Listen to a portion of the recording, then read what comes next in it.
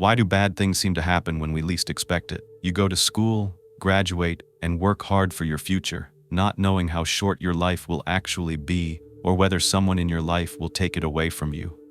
This case is one that stuck with me, and I really wanted to share it with you. It's just another one that I cannot fully comprehend because of how heartless and heinous it was. This case takes place in Farmersville, Texas. It's a small community around 45 miles away from Dallas, and it's a pretty rural community. The people who live there usually left their doors wide open. They didn't lock their doors. Everybody knew each other. And the events that occurred happened right in the middle of Town Square downtown, which is considered a really safe neighborhood. At one point, this was actually called the onion capital of the state of Texas. The residents still held on to their old-fashioned values. This is where Rochelle O'Neill Tolson lived. Rochelle was born on January 20th, 1984, in Garland, Texas. Her parents are Mark and Pam O'Neill. Growing up, her family and close friends either called her Shell or Shelly Belly. Rochelle and her family were very well known and loved within their small community. A couple of other things I found out about Rochelle were that she loved the color lavender and hated carnations because they reminded her of funerals. She always walked around with a huge smile on her face. She was just known to be a very happy person. Everyone that met her loved her, and they had only good things to say about her. She was 5 foot 2 inches tall and weighed 110 pounds. She had shoulder-length brown hair and these really pretty brown eyes. I love brown eyes, and they were these deep, dark, soulful brown eyes. Although Rochelle was a really happy girl growing up, she did have her fair share of the typical hardships that many teenagers experienced. But that did not stop her from having a close relationship with her family, especially her mother. They would hang out, give each other pedicures, and Pam knew how much Rochelle loved Christmas. It was her favorite holiday, so they wouldn't miss a chance to make it special. They even recorded it on video, and I have some of those clips to show you throughout this video. Rochelle loved that time of year so much. She would actually play Christmas CDs year-round. But she also really liked music of the 70s, especially the Carpenters, even though that was a little bit before her time. Just like being in a small town, the school community was even smaller. All the students were close, but Rochelle got particularly close to a boy named Andrew Tollison. They became high school sweethearts, and then they ended up getting married. Soon after, Rochelle got pregnant. When she was pregnant, everyone would tease her because she was so tiny and her belly was so big against her small frame. As it got bigger and bigger, it was hard for her to walk, so she sort of waddled around. It was cute. It wasn't too long before her and Andrew had a baby girl, and they named her Avery Lynn Tollison. Lynn was also Rochelle's middle name.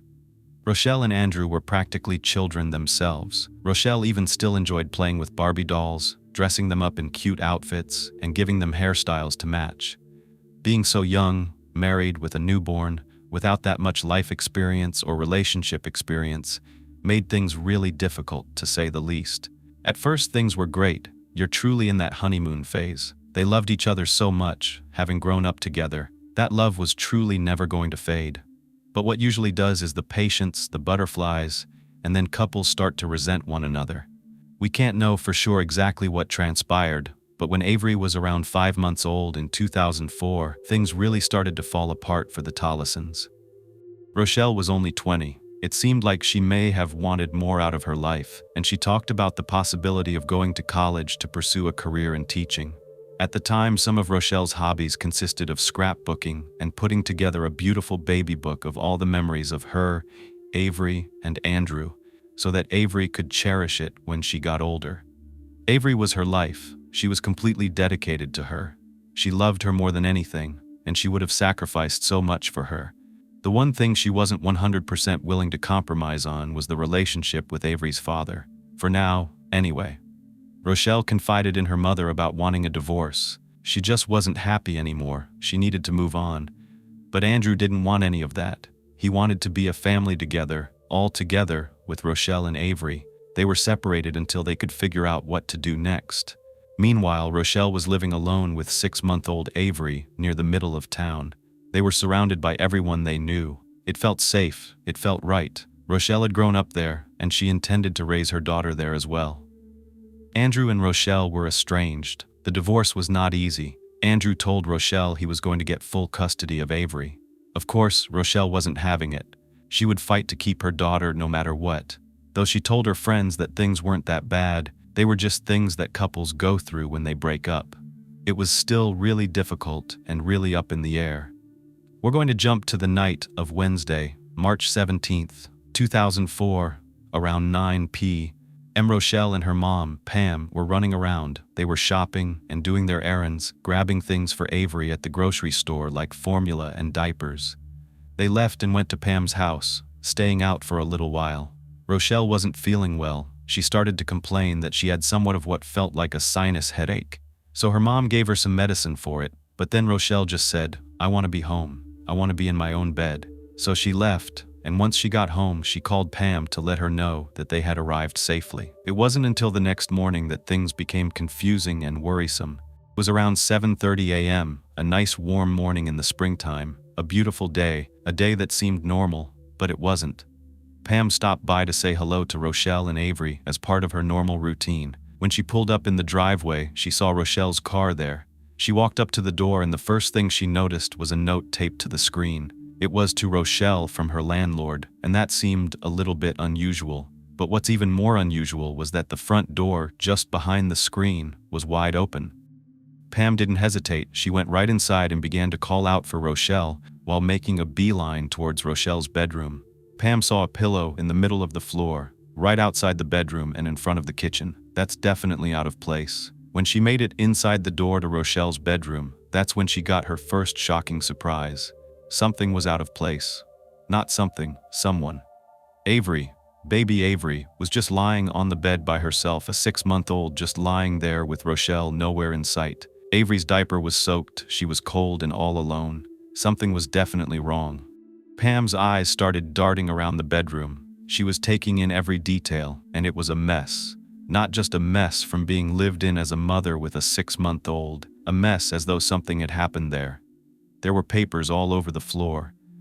Pam noticed the nightstand wasn't where it usually was. It was not against the wall, but was pushed out like someone had tried to hide behind it. The bed was moved. The mattress and the box spring were off-center, as though someone had pushed them to the side. The bed frame was even more out of sorts. It was broken and was just leaning up against the mattress. All the while, Pam was calling Rochelle's name in a panic, and there was no answer. She looked everywhere. In the closets, under the bed, in every room in the bathroom, all over Rochelle's house, and she was nowhere to be found. What she did find was Rochelle's purse. That would really lean towards Rochelle not just walking away on her own. If that was her choice, why wouldn't she bring her purse or use her own car? Pam was frantic. She called her husband and told him what was going on, and he contacted the police right away. Police found Rochelle's bedroom exactly the way Pam had described it, in disarray. There were items thrown around, the furniture wasn't in the right places, and it appeared as though someone had been running around like they were being chased. It was definitely an indication that there was some kind of struggle that occurred. They noticed that one of Avery's bottles of milk, which was half empty, was also on the bed. The rest of the home appeared to be pretty organized as usual. They noted that the windows and the doors had not been broken into. All of the lights in the house were on when they came in, as though they had been on since the previous night. The TV was still playing in the living room. There was a pile of clean clothes that were half folded and open food. This just wasn't like Rochelle. She wouldn't have just left all this stuff out, and she definitely would not leave Avery. She wouldn't even go into another room without taking Avery, so there was no question she did not leave on her own. They stumbled upon one of their first real clues: divorce papers. It's not as if the divorce papers themselves raised any red flags. It was what was on one of them, a large shoe print, bigger than any shoe that would belong to Rochelle, and it looked like someone might have purposely stomped their foot down on it. This is when police thought someone else must have been in Rochelle's house. Pam called up Rochelle's estranged husband, Andrew, to let him know what was happening. She was probably scared, worried, and shocked. When he picked up, she told him, "We cannot find Rochelle anywhere." To her surprise, Andrew didn't seem to care. He said, "I'm busy at work, too busy to deal with it, and I can't leave work," so he just kind of left it at that. You know what I'm thinking, and it's true in this case. Like many others, the first person they're going to look at is the person closest to the missing person, and that's always the first suspect. In this case, Police were interested in Andrew right away, because after all, he was the one that didn't want the divorce. He wanted custody of the baby. But officers still needed to begin canvassing the entire neighborhood, questioning every resident within the vicinity of Rochelle's house. They were quick to put a search party together.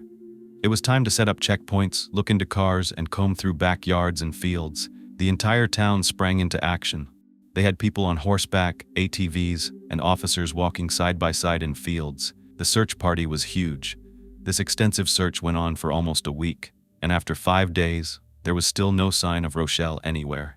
The people who knew Rochelle didn't believe for a second that she would have run off and left Avery behind. But there were some residents who didn't know her very well and chalked it up to her being stressed from the divorce and wanting to just get away.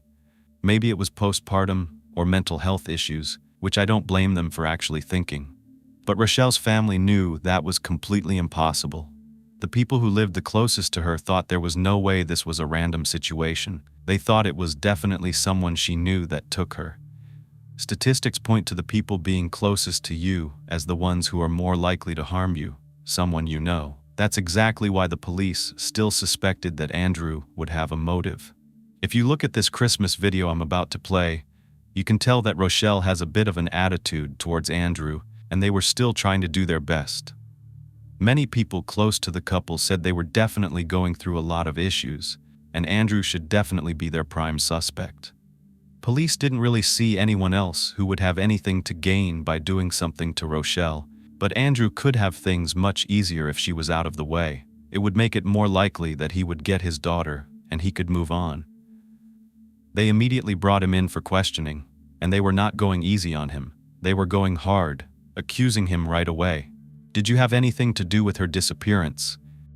He said no, but of course he was shaken and fearful, but he wasn't admitting to anything.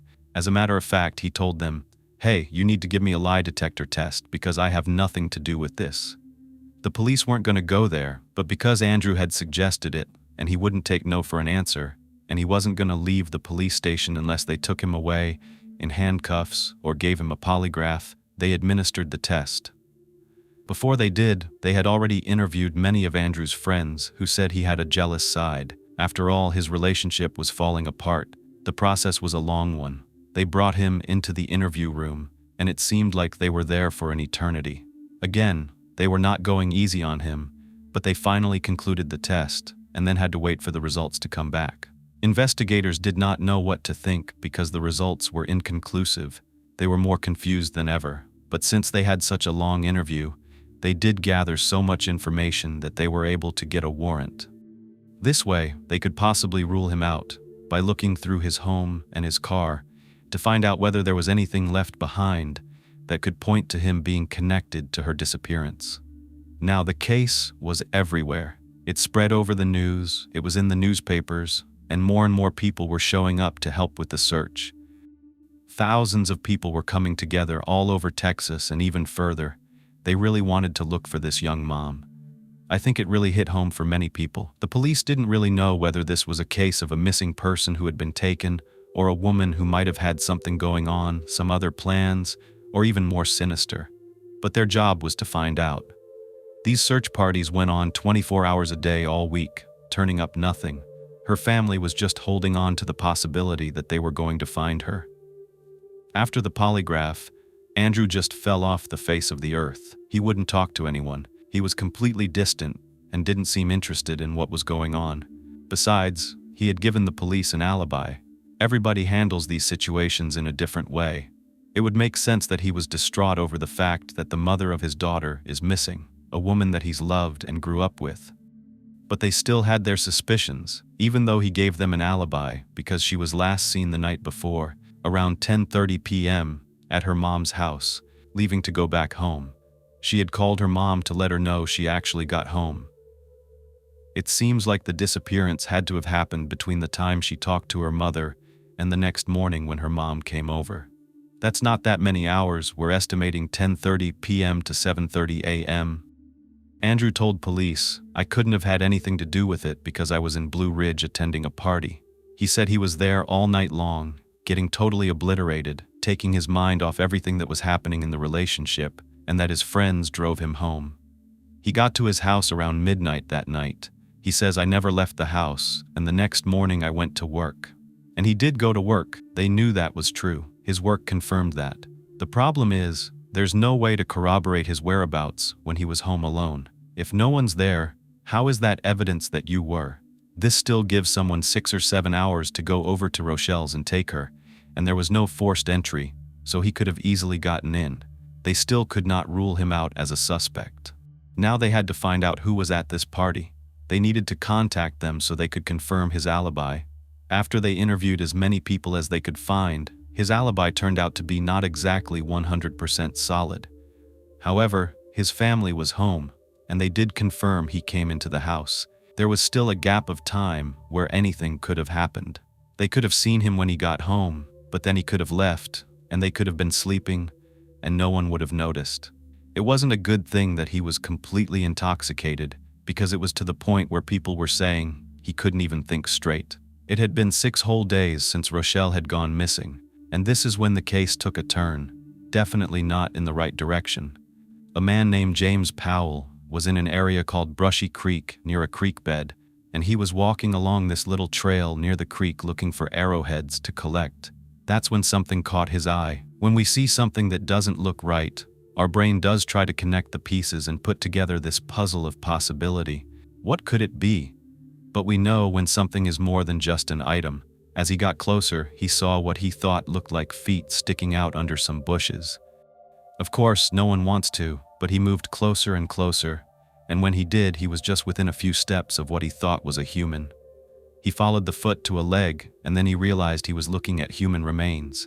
This was about 10 miles from Rochelle's home. James was frantic. He ran to call the police, and when they spoke to him, he was completely shaken up. He was frightened. He could hardly get the words out of his mouth. He just knew what he had seen, and he told the police to get there as soon as they could. Investigators are trained. They know what to look for right away. They found what they were looking for. There were human remains. It was a body laying face down in the dirt. Not only that, they could tell the body had been burned. It was disturbing. The remains were partially clothed. There were clothes that were almost burned into the skin, but there was nothing from the waist down. They also noticed that there was something tied around one of the ankles, and it looked to be some kind of rope. There were all kinds of leaves and branches that were broken and put on top. They were actually pulled out from the area around it because you could see there were missing spots where weeds were pulled up and trees, small trees were pulled up and branches were put on top. They started to worry that they might have just stumbled upon Rochelle and that the body had not been there very long. They could tell it was still in the early stages of decomposition. Everything was just haphazardly put there. Unfortunately, the remains were charred beyond any type of recognition. What they could figure out at that point was that this was not where the fire happened. They thought they could tell the body was female, but as far as being able to positively identify the body, that would come later. The remains were sent to the medical examiner's office, and meanwhile investigators were still combing through that area. They stumbled upon something about 100 yards away from where the remains were, and it was a fire pit. Now this wasn't unusual, because this particular area drew in a lot of teenagers and local 20-somethings, and they would have parties there. It was a well-known party area for drinking and hanging out with friends. There wasn't much to do in this small town, and it was nice to get together there. They were under these oak trees. It gave you a lot of privacy and room for a really large group of people to gather. However, they could tell there were remnants of a fire, but not in the fire pit. It was sort of off a little bit in a different area, and that really stood out to detectives.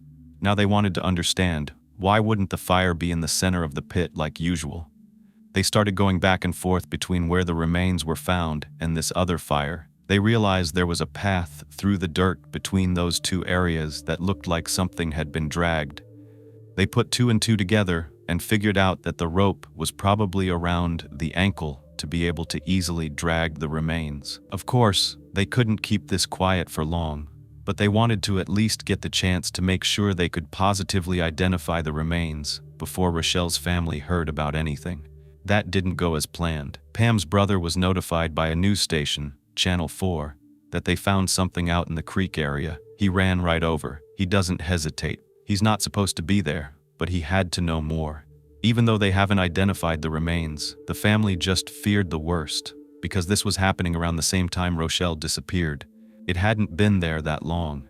It just did not sit right with them, and they were heartbroken before they even found out whether or not this was Rochelle.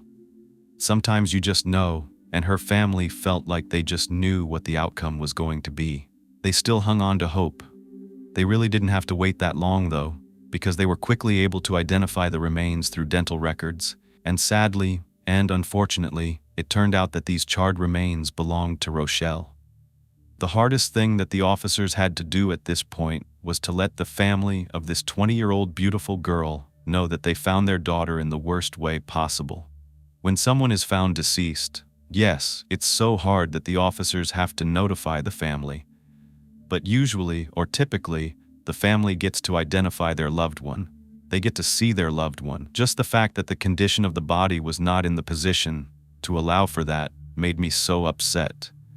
The police had to give them one piece of bad news after the next, and let them know she's part of a crime scene and you can't look at her, you can't come see her, you can't hug her or hold her, touch her, and you can't even say goodbye.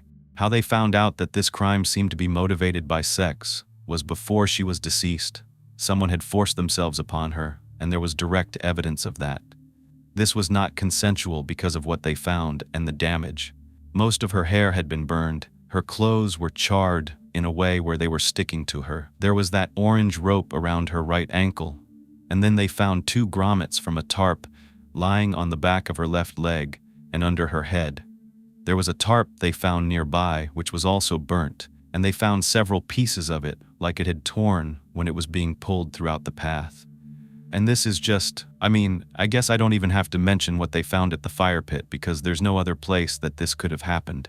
But just to make 100% sure that it was the smaller fire and not inside the fire pit, they did go and have to sift through all the ashes, and they found pieces of the tarp and the orange rope and skin and hair and things like that. They still can't confirm where the incident happened. They now know where the burn site is, and most likely the fire was to conceal whatever happened before that. There was a 5-inch bruise on her left knee, and then there was a smaller one that was in front of her left thigh. There was also a big hemorrhage of some kind on her shoulder, injuries to her scalp from 3/4 of an inch to 3 inches, and deep wounds as well, particularly in her neck and her spinal column. Upon further investigation during the autopsy, they realized that there must have been asphyxiation in this case. That was the cause. It wasn't easy for anyone, even the medical examiner, to look at Rochelle's remains. It was devastating. No one could even believe that what they were looking at now used to be this beautiful, vibrant young mother who had her whole life ahead of her. This is something that was going to stick with them for the rest of their lives. They said that one of the injuries was so deep that it chipped her spine. This was done out of rage. Her parents went from being so happy about their daughter getting married and having a baby to planning for her funeral. A funeral for your child. It was at First Baptist Church. There were so many people there to support the memory of Rochelle's life and to support her family. But so many questions remained. How do neighbors that are so close to you hear nothing in the middle of the night? No screams, no struggle. They didn't see anyone. How is that possible? They found out something that piqued their interest and turned the investigation back towards Andrew once again. Remember his alibi that he was at a party? Well, guess what kind of party it was? It was a bonfire. Obviously, this is a link. They found the charred remains of his estranged wife, and he's at a bonfire the exact same night. Right after she was identified, Andrew refused to talk to anyone. He became a complete hermit. Again, in my mind, I'm thinking this might be a typical reaction, because we all grieve in different ways, but it just doesn't seem like it was adding up. More and more red flags are popping up in his direction, so investigators decide it's within their best interest to see if the logs from the bonfire party that he was at were the same as the ones that were found in the pile where the remains were. They grab a bunch of logs from the party and the crime scene, sending them in for forensic testing, hoping that they could find some kind of connection. It turns out that both groups of logs were mesquite firewood, a type of wood used for slow burning. It doesn't produce a lot of smoke. People use it for things like a bonfire, where you just want to have the fire going and be around it without inhaling all the smoke and being covered with soot. They also use it for cooking and grilling food. Other people in this area use these kinds of logs all the time, They're sourced from local businesses, and these logs could have come from anywhere. They could have come from the same place, and there was no real way to tell whether they came from the same tree, or the same person, or whether someone had brought them from one place. Where the logs of the crime scene were, there were way too many questions and not enough answers. You've probably seen this before, but sometimes they can cut the log and look at these tree rings, but not in this type of wood. Instead of rings, there were almost these little veins that ran through, so it was just impossible. They really thought they were onto something, but they had to move on. What it did do was make even more circumstantial evidence that pointed towards Andrew. Rochelle's house was still being sifted through. They collected the divorce papers, but then after reading through them, they realized that they weren't Rochelle and Andrew's documents. They belonged to Rochelle's uncle, Robbie. That seemed a little peculiar, but it turns out that her uncle had already gone through a divorce, and because Rochelle was trying to sort everything out, especially with the visitation concerning Avery, she just asked her uncle to borrow the divorce papers so that she could figure out a way to make everything make sense. She was hoping that she and Andrew could come to some kind of agreement. They find something else when they're examining the divorce papers, a shoe print. They were taken and brought into the lab for further examination. Of course, I'm not a scientist, but they use some kind of chemical that reacts with the partial shoe print, and they're able to bring it up so that it's much more distinctive. They thought, okay, well, if we have a suspect at some point, we can go through all their shoes if they didn't throw them out, and we can see if it's a match. It looked like it was a boot print. Something really interesting about this type of evidence is that when you wear shoes, there's wear and tear, and the wear and tear is specific to that shoe. It's almost as good as a fingerprint, because this footprint was so clear, it was the best type of shoe print for comparing it to an actual shoe. But you can't match it if you don't have a suspect that has these types of shoes lying around. Their focus goes somewhere else anyway, because a tip comes in, and this seems like it's going to be something massive. A neighbor finally comes forward. She says that the night Rochelle disappeared, she was woken up in the middle of the night because she heard something. She didn't know what it was, so she jumps up and goes to her window. She looks out and sees what she says looks like two people carrying something that looked as though it was a rug, like a wrapped up, rolled up rug. We all know that's the sort of thing that remains to be found in when you wrap it up in a tarp or a rug and bring it to a vehicle. But the problem was, this woman was elderly. She was in her 80s and didn't have the best communication skills, and she kept changing her story. They couldn't confirm that this is what she really saw. This wasn't the only tip coming in. Ever since the search happened, there were even more tips. They were pouring in and day out, and they have to investigate each and every one. While they're looking into those tips, someone who attended the bonfire with Andrew comes forward as well, and they say a little bit of something different. Andrew's not involved in this at all.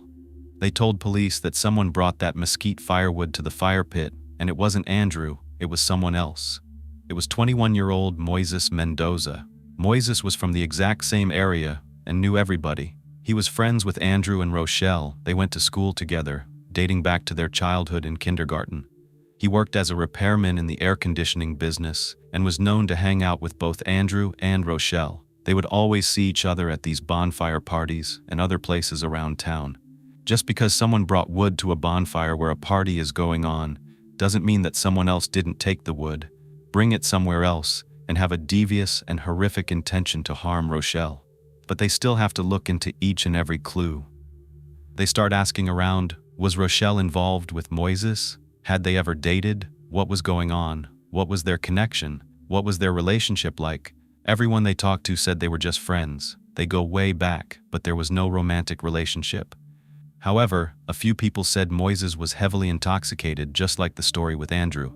He was also getting a little belligerent, specifically with two girls at the party. And get this, they said that he got so angry at them, he threatened to end their lives. Was this a legitimate tip, or did people have something against Moises? Why would he be throwing around threats like that? People who become intoxicated don't act like themselves, so they don't know. But what they do know is they need to dig deeper. Who were these women, and why would Moises have anything against them? It turns out the same night before the bonfire, there was another party. Moises was there. His friend was throwing a party at his place, and there were some girls who decided to party with them. They went out and got a lot of beer, 2 30 packs of beer and 2 40 ounces cans of beer. Then something transpired that made the girls want to leave. They left without telling anyone, then later called Moises and his friend and said they were not coming back. This is when Moises got really upset. He decided to drink more and more until he was completely out of it. When he went to the bonfire, he drank even more, and that's when he was bothering those two other girls. People said it was strange. He kept leaving and coming back, and leaving and coming back, and then finally, he took off once and for all around midnight or 1 o'clock in the morning and never returned. So, we have these two men who are close to Rochelle, who were at the same party the same night, who had both been drinking until they were completely out of their minds, intoxicated, and they kind of left around the same time.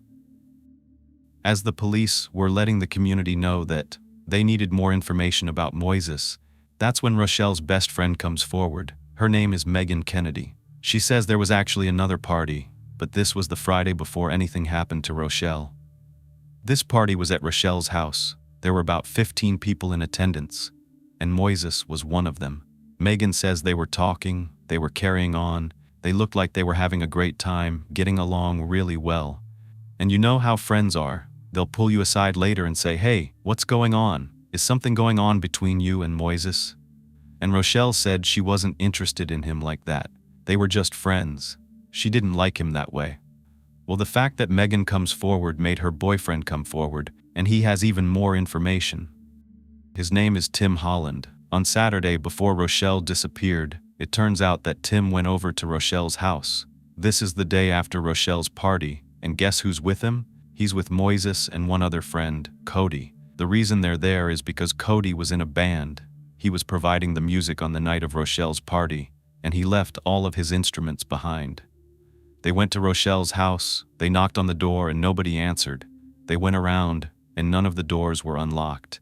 And because they considered Rochelle a really good friend, they didn't think it was that big of a deal if they tried to sort of break in. So Moises, of all people, decided to open the back door somehow. When they asked Moises when he saw Rochelle last, he said it was that Friday at her party, but he did mention that ever since she had disappeared, he was acting strange. He was kind of anxious. He didn't seem like himself. He also added that Moises was definitely into Rochelle. He thought she was really attractive and wanted to date her. According to Moises, though, Rochelle was interested in him. Other friends came forward and said, no, there was definitely not a relationship between him and Rochelle. In their minds, anyway. I mean, there's no way to actually tell because we're not in the relationship, we don't hear the conversations. They gave them more information that leaned in yet another direction, back on Andrew. Apparently, there was an altercation between Andrew and Moises.s. Why would that have occurred if there wasn't something going on between Rochelle and Moises? The most likely scenario would be that there's something going on, and that Andrew's mad about it. They're going through a breakup. He's confronting Moises at a party a few weeks ago. It's even more confusing. It does turn out, and it was confirmed, that Andrew came up to Moises and angrily confronted him at that party, and it was because he was hanging out with Rochelle. They were going to a lot of social events together and parties. They got into it in front of everyone. They didn't get into a physical altercation, but they were throwing words back and forth. Andrew was not happy. He was taking it really seriously, and for the next couple of weeks, people were talking about the fact that at any moment these guys were going to brawl. And the rumors were swirling. There were questions. This is a small town, lots of gossip. These are younger people. Everyone had their own version of what they thought, their own perspective. But more and more of them are suspecting that Moises might have had something to do with Rochelle's death. They're just trying to piece everything together. Some even thought this might have been revenge. Andrew might have done this because he thought Moises and Rochelle were having a relationship, or they were having one. Oh, and the reason why they were thinking this is because, guess what? Andrew had threatened to beat Moises up with a metal baseball bat, and he had even borrowed one from a friend. He was planning to attack him.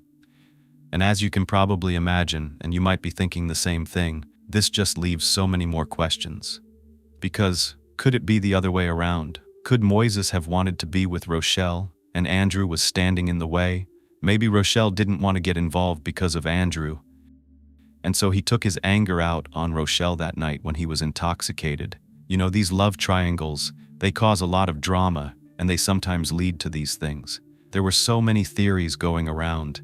The most important thing was that they had to get Moises in for an interview. They had to switch their focus because this was the most important information that they had gotten since the beginning. And yet, there's another bombshell.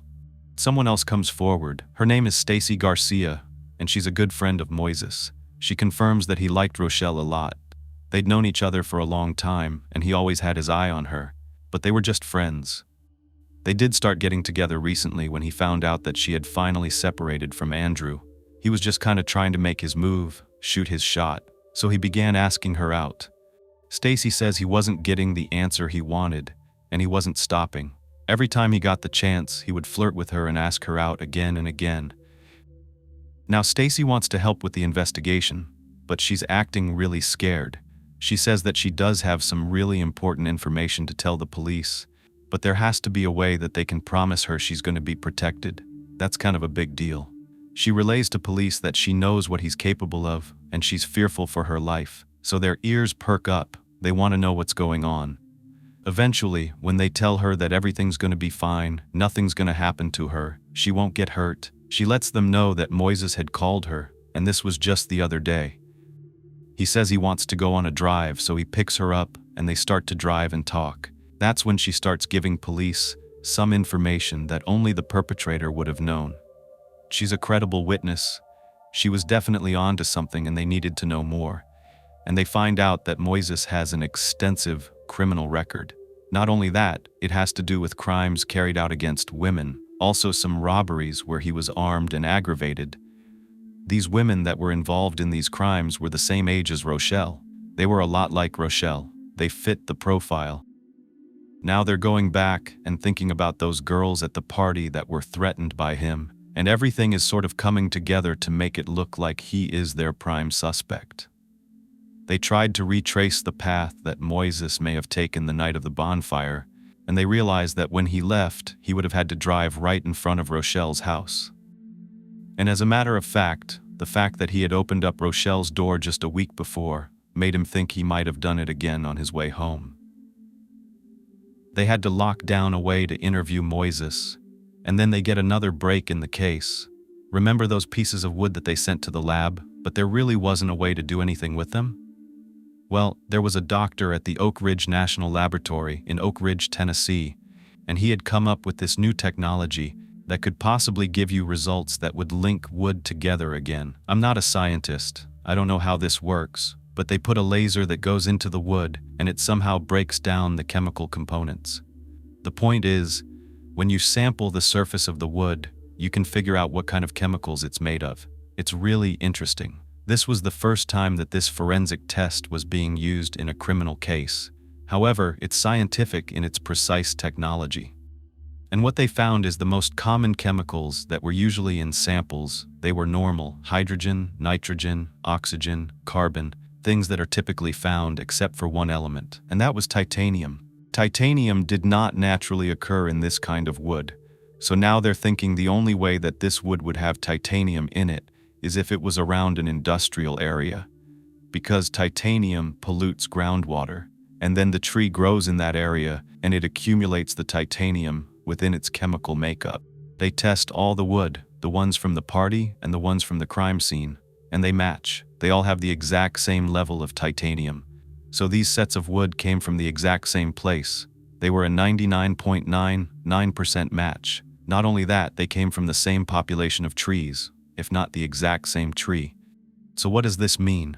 Well, it means that there's just more circumstantial evidence that points to Moises and Andrew. Both of them, they weren't quite sure because both men had access to the logs. Well, that really good friend Stacy was about to give them a lot more information about that car ride. Meanwhile, they finally brought Moises in for questioning. They got a warrant for his home and his vehicle. And now, I do have clips of this interview.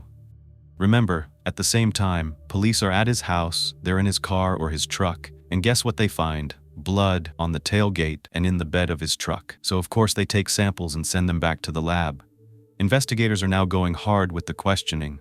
They are laying into him, telling him they think he has done this. Of course, he's angry and he's getting upset. I think anyone would if they're being accused of a crime, especially one this heinous. They just want to try something that's going to get him to open up. Maybe they can be a little bit more sympathetic. like what happened, we understand. But again, they're still searching his home, and guess what they find? A pair of boots, and they're covered with dirt in what looks like gasoline and soot.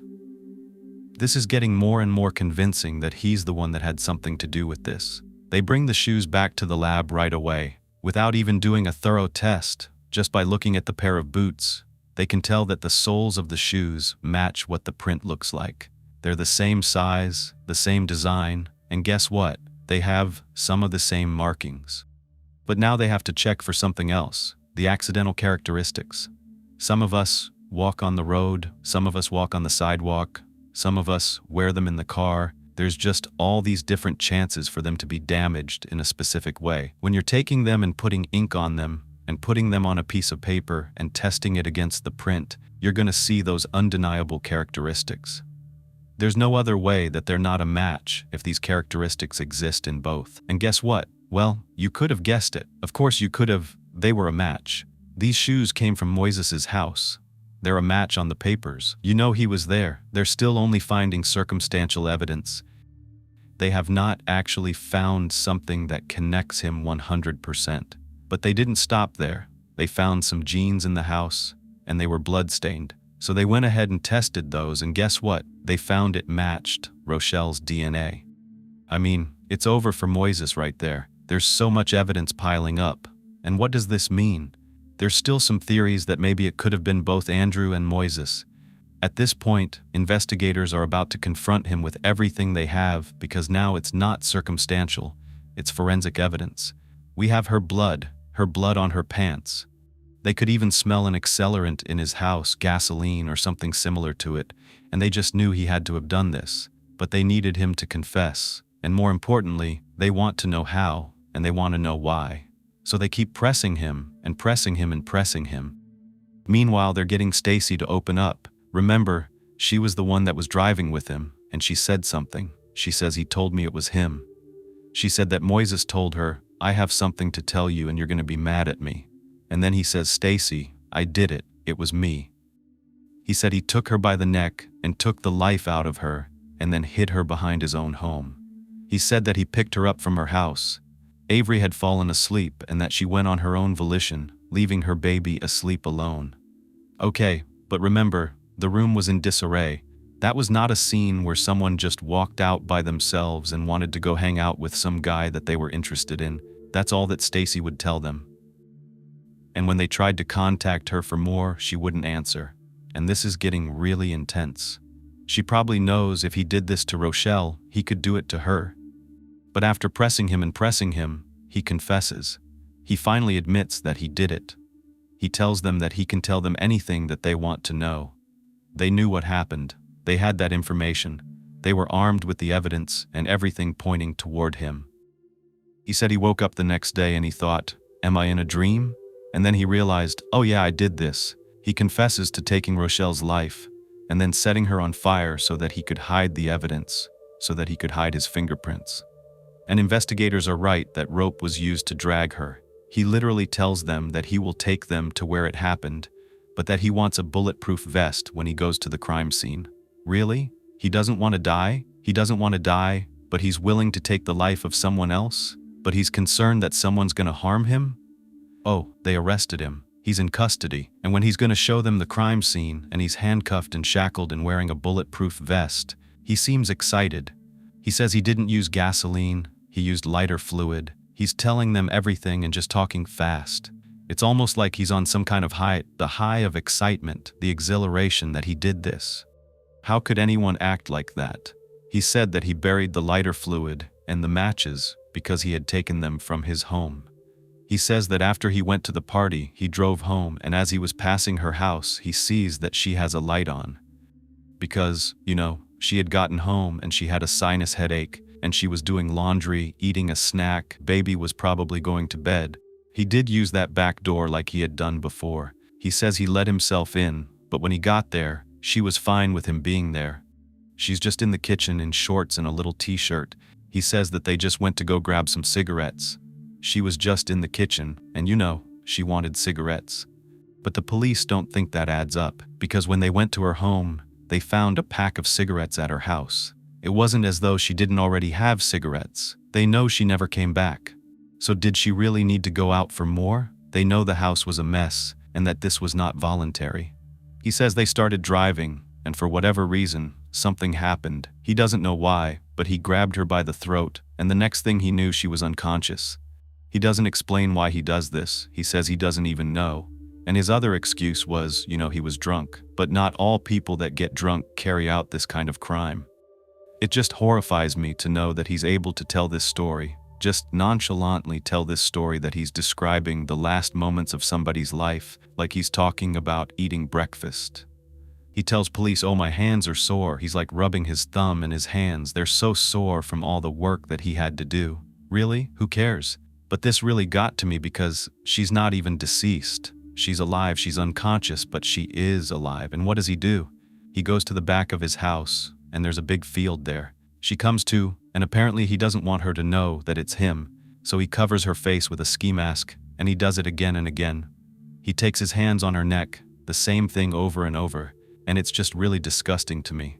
She's begging for her life, she's trying to escape. She was asking him why. You can hear him say it. She tried to get away. Tell me about that. She couldn't. Why are you doing this? And I told her, I don't know. I don't know. And at this point, he was forcing himself on her. We know that there was injury, just taking advantage of the situation. It's terrible. He finally got what he wanted this whole time. He's just been fantasizing about wanting to be with her. Well, he takes what he wants, and it's sickening. It's not something that my brain can comprehend. And for good measure, he takes out his pocket knife, and he uses it to penetrate her throat. But instead of telling police what really happened, because we know what happened, he describes it as poking her neck. Really? No, this was a wound that chipped a vertebrae in her spine. He says that after he's done all this, he didn't know what to do. So he decides to go back to his house where there's a lot of trees and weeds and brush and tears them out so that he can put them on top of her. He goes back, he gets his truck, he moves her body. But that's not where she was found, because a few days later, investigators actually went by his home. He wasn't even a suspect. He was acting really nervous, and that's when he became scared that they were going to find her. So he decides to go to the fire pit. I have never heard anything like this before. He didn't want to touch her. Now you don't want to touch her, but this is the woman that all you could think about was touching her and getting to her. After everything that he told investigators, he's the audacity to plead not guilty because he didn't want to die. You can take someone's innocent life, a mother, a young girl, but he's so cowardly that he wants to avoid death himself. This man has no remorse. He is completely blank and sickening and cold-hearted. What we know is that he was in that house. His shoe print was on those divorce papers. There was a struggle. She didn't go with him on her own. When you plead not guilty, prosecutors now are forced to prove that it happened, to gather all of the evidence, all of the forensics. And remember, the forensic evidence about the logs had never been used in a criminal case. But they did have the DNA in the clothing that linked to him, but they still had to convince a jury beyond a reasonable doubt. His trial was set shortly after all of this happens. He was held in Collin County Jail on a $500,000 bond.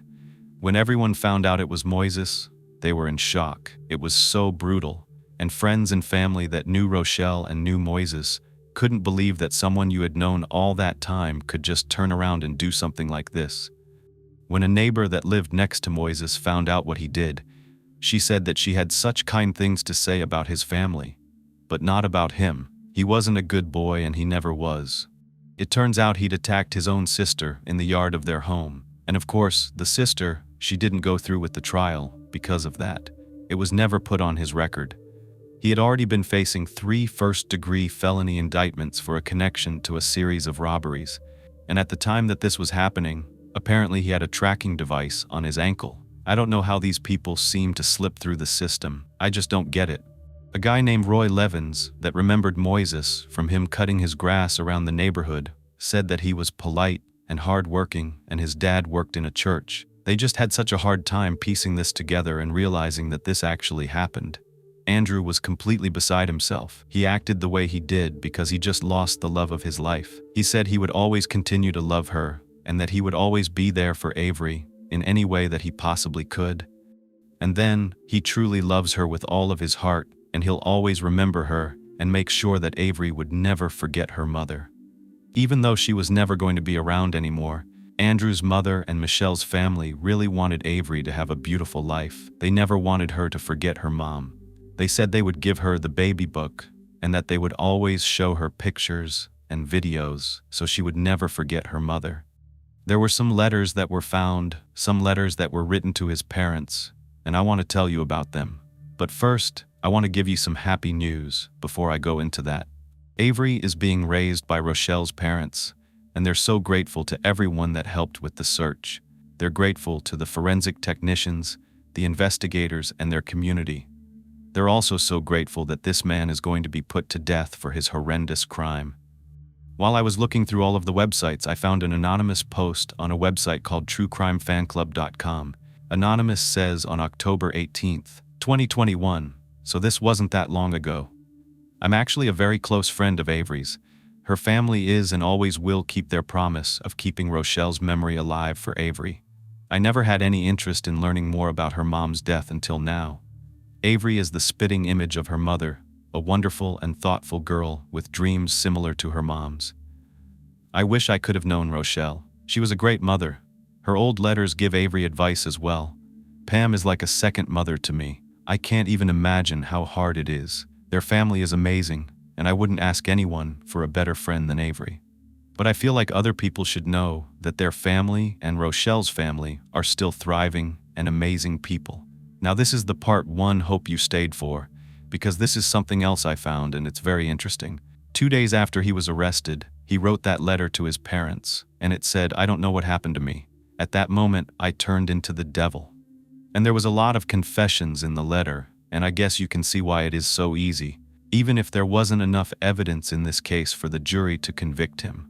In that same letter, he says that he's trying to repent, and he takes all responsibility, but adds, "I don't know that when you find this, I will be alive or dead." He was put on July 24th watch when he was booked into jail because, they were afraid that he might do something to himself.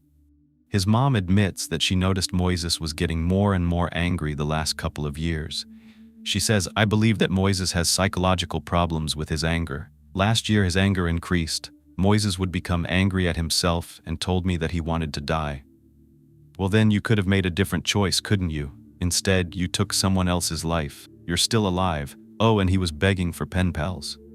That's right, there's a website. He says, "My name is Moises Mendoza. I arrived on death row July 1st, 2005. I would like to become friends with anyone who's willing to write me. I'm easygoing and I consider myself a good friend. I would like to meet someone who needs a friend because I need one also. I would like to meet someone who's willing to help me fight for my life, emotionally, spiritually, and in any other way possible. Although I'm on death row, my struggle to fight for my life will be long and hard." Did you think about the fact that Rochelle had to fight for her life? I just can't believe people can think this way. He goes on to say that he is going to fight with another appeal, and he hopes he can keep fighting for his life daily, because if he doesn't, who will? I want to meet someone who can help in any way they can. I realize I'm not in a good position to give out advice, but I always have hope that my words will help someone from making some of the same mistakes that I've made in life. My hobbies include exercising, writing, reading poetry, drawing, and studying the law. I like all music. I'm looking for a pen pal 18 or older. If anything about me interests you, don't hesitate. Please drop me a few lines so that we can get to know each other. God bless. And then he gives the address, which I am not going to tell you. I don't think you want to write this man. As far as I can tell, he's still on death row. I couldn't find any other information. I don't have an execution date.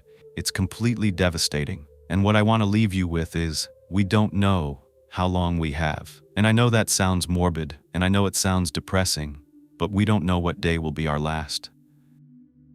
This is a story of two high school best friends who had their whole life ahead of them, or they should have. They were going into their sophomore year, and all they wanted to do was enjoy their summer together, doing things that typical teenagers do, listening to music, hanging out and chatting in their rooms, and getting together with friends. But for these two young girls, their summer was anything but a dream. It actually turned into a nightmare. Two friends together through life and death. Elizabeth Christine Peña was born on June 21, 1977, in Houston, Texas. to Adolf and Melissa Pena as their first child. She formed a very strong bond with both of her parents early on, but there was something undeniably special about the closeness that she shared with her mother. 2 years after Elizabeth's arrival, her brother Michael was born, which introduced a whole new dynamic to their family. With the addition of Michael, Elizabeth's role as an older sibling became a central part of her life, though not without its challenges. The two of them shared a bedroom with a bunk bed, and for the next decade, their sibling rivalry became the stuff of legend, things they will never forget. Their parents said they bickered over everything: who got the best spot on the couch, who got first dibs on toys, typical childhood for a lot of siblings. To their parents, it was exhausting, but underneath the constant battles, there was a deep love that existed between the both of them. If anyone messed with Michael, Elizabeth would be the first to step up, and he would do the same for his sister. When Elizabeth was 10, the family grew once again with the birth of her younger sister, Rochelle. Embracing her role as a big sister, Elizabeth took care of Rochelle with genuine love and care, eagerly helping her mom with anything that Rochelle needed, playing the part of a mini-mom figure. As the years passed, the once tense relationship between Elizabeth and Michael started to shift. The constant fighting turned into understanding, and they actually began to appreciate each other. The chaos of their younger years settled into a bond defined by mutual respect and affection. The Pena family lived in a modest 3-bedroom, 2-bath home at 1613 Lamont Lane in Northwest Houston, a cozy spot close to the local elementary and middle school, and just a 3-minute drive from T.C. Jester Park. The park included a big community pool, a ballpark, a dog run, and a golf course. The neighborhood was ideal for raising a family, with its tree-lined bike paths and peaceful atmosphere. Elizabeth thrived there. She was known for her big, toothy grin and positive energy. There was one negative thing about Elizabeth, though. She hated getting her hair washed. She had really curly hair as a young girl, and it would get knotted very easily. When her parents tried to shampoo her hair, they would do it in the kitchen sink, and they said it was an entire production, with Elizabeth screaming the entire time. But despite this one aversion to hair washing, Elizabeth had a very bubbly personality that left a lasting impression on everyone she met. Now, school wasn't exactly Elizabeth's top priority. She was more interested in socializing than hitting the books. Adolf would jokingly say that Elizabeth was more concerned with being pretty than being a top student. She was stunning. She turned heads with her long, wavy dark hair, big brown eyes, and bright smile. She was one of the most popular girls in her school. But it didn't take long for her dad and those around her to realize that her beauty wasn't just skin deep. It was her personality that truly made her shine. As for what Elizabeth liked to do for fun, she developed a love for the beach. There was nothing she enjoyed more than soaking up the sun and enjoying the peace of the ocean. In 1993, the Pena family took a trip to the beaches in Florida, a trip that would become one of Elizabeth's favorite memories. Her father still recalls the glow of happiness on her sun-kissed face during their drive back to Texas. He said it was the happiest he'd ever seen her. Like most teenagers, though, everything wasn't rosy. Elizabeth went through a brief rebellious phase before entering high school. She was just becoming a teenager at the time, and her father noticed she was hanging out with a tough crowd. Not that they were bad people, but in his opinion, they were aimless and didn't share her potential to succeed. Elizabeth wasn't getting into serious trouble. There were no drugs or criminal behavior involved, but she was definitely testing boundaries. Her rebellious streak caused a lot of tension at home. There were arguments with her parents over curfew, over the phone, and how much she was using it, and it often escalated into more. Elizabeth actually had the habit of sneaking out through her bedroom window when things got a little too heated. This really concerned her parents. Thankfully, it only happened twice, and each time she found refuge at a friend's house until things cooled off. At this point, she had also been hanging out with boys one-on-one and had her first experience getting physical and hooking up. Her dad wasn't happy about it, and he even warned her about men or boys of any age. He was blunt. He told her that they would try to take advantage of her, so to be careful, not to trust anyone and always be aware of her surroundings. He wasn't saying she couldn't date, but he wanted her to wait until she truly got to know someone before allowing those relationships to go any further. Because of her dad's fears about Elizabeth getting into more trouble, he decided that instead of the nearby public high school, they would enroll Elizabeth in a private Catholic high school called St. Pas. But her rebellious behavior didn't stop. It actually got her expelled only 6 weeks after she started. This was a wake-up call for Elizabeth, leading her to reevaluate her choices. She started to distance herself from her old group of friends and made the decision to start fresh, which meant going to a different high school. She transferred to DRIP High School, where she found a new circle of friends who supported her in her journey to better herself. It was here that she met a girl named Jennifer Ehrman, who would become one of her closest friends, her best friend actually. So let me tell you a little about Jennifer. Looks-wise, she and Elizabeth were complete opposites. Jennifer had straight, golden blonde hair and big blue eyes, but they shared the same 90s fashion. Jennifer was born on August 15, 1978, in Houston to her parents, Sandy and Randy Ehrman. I thought it was kind of cute that their names rhymed.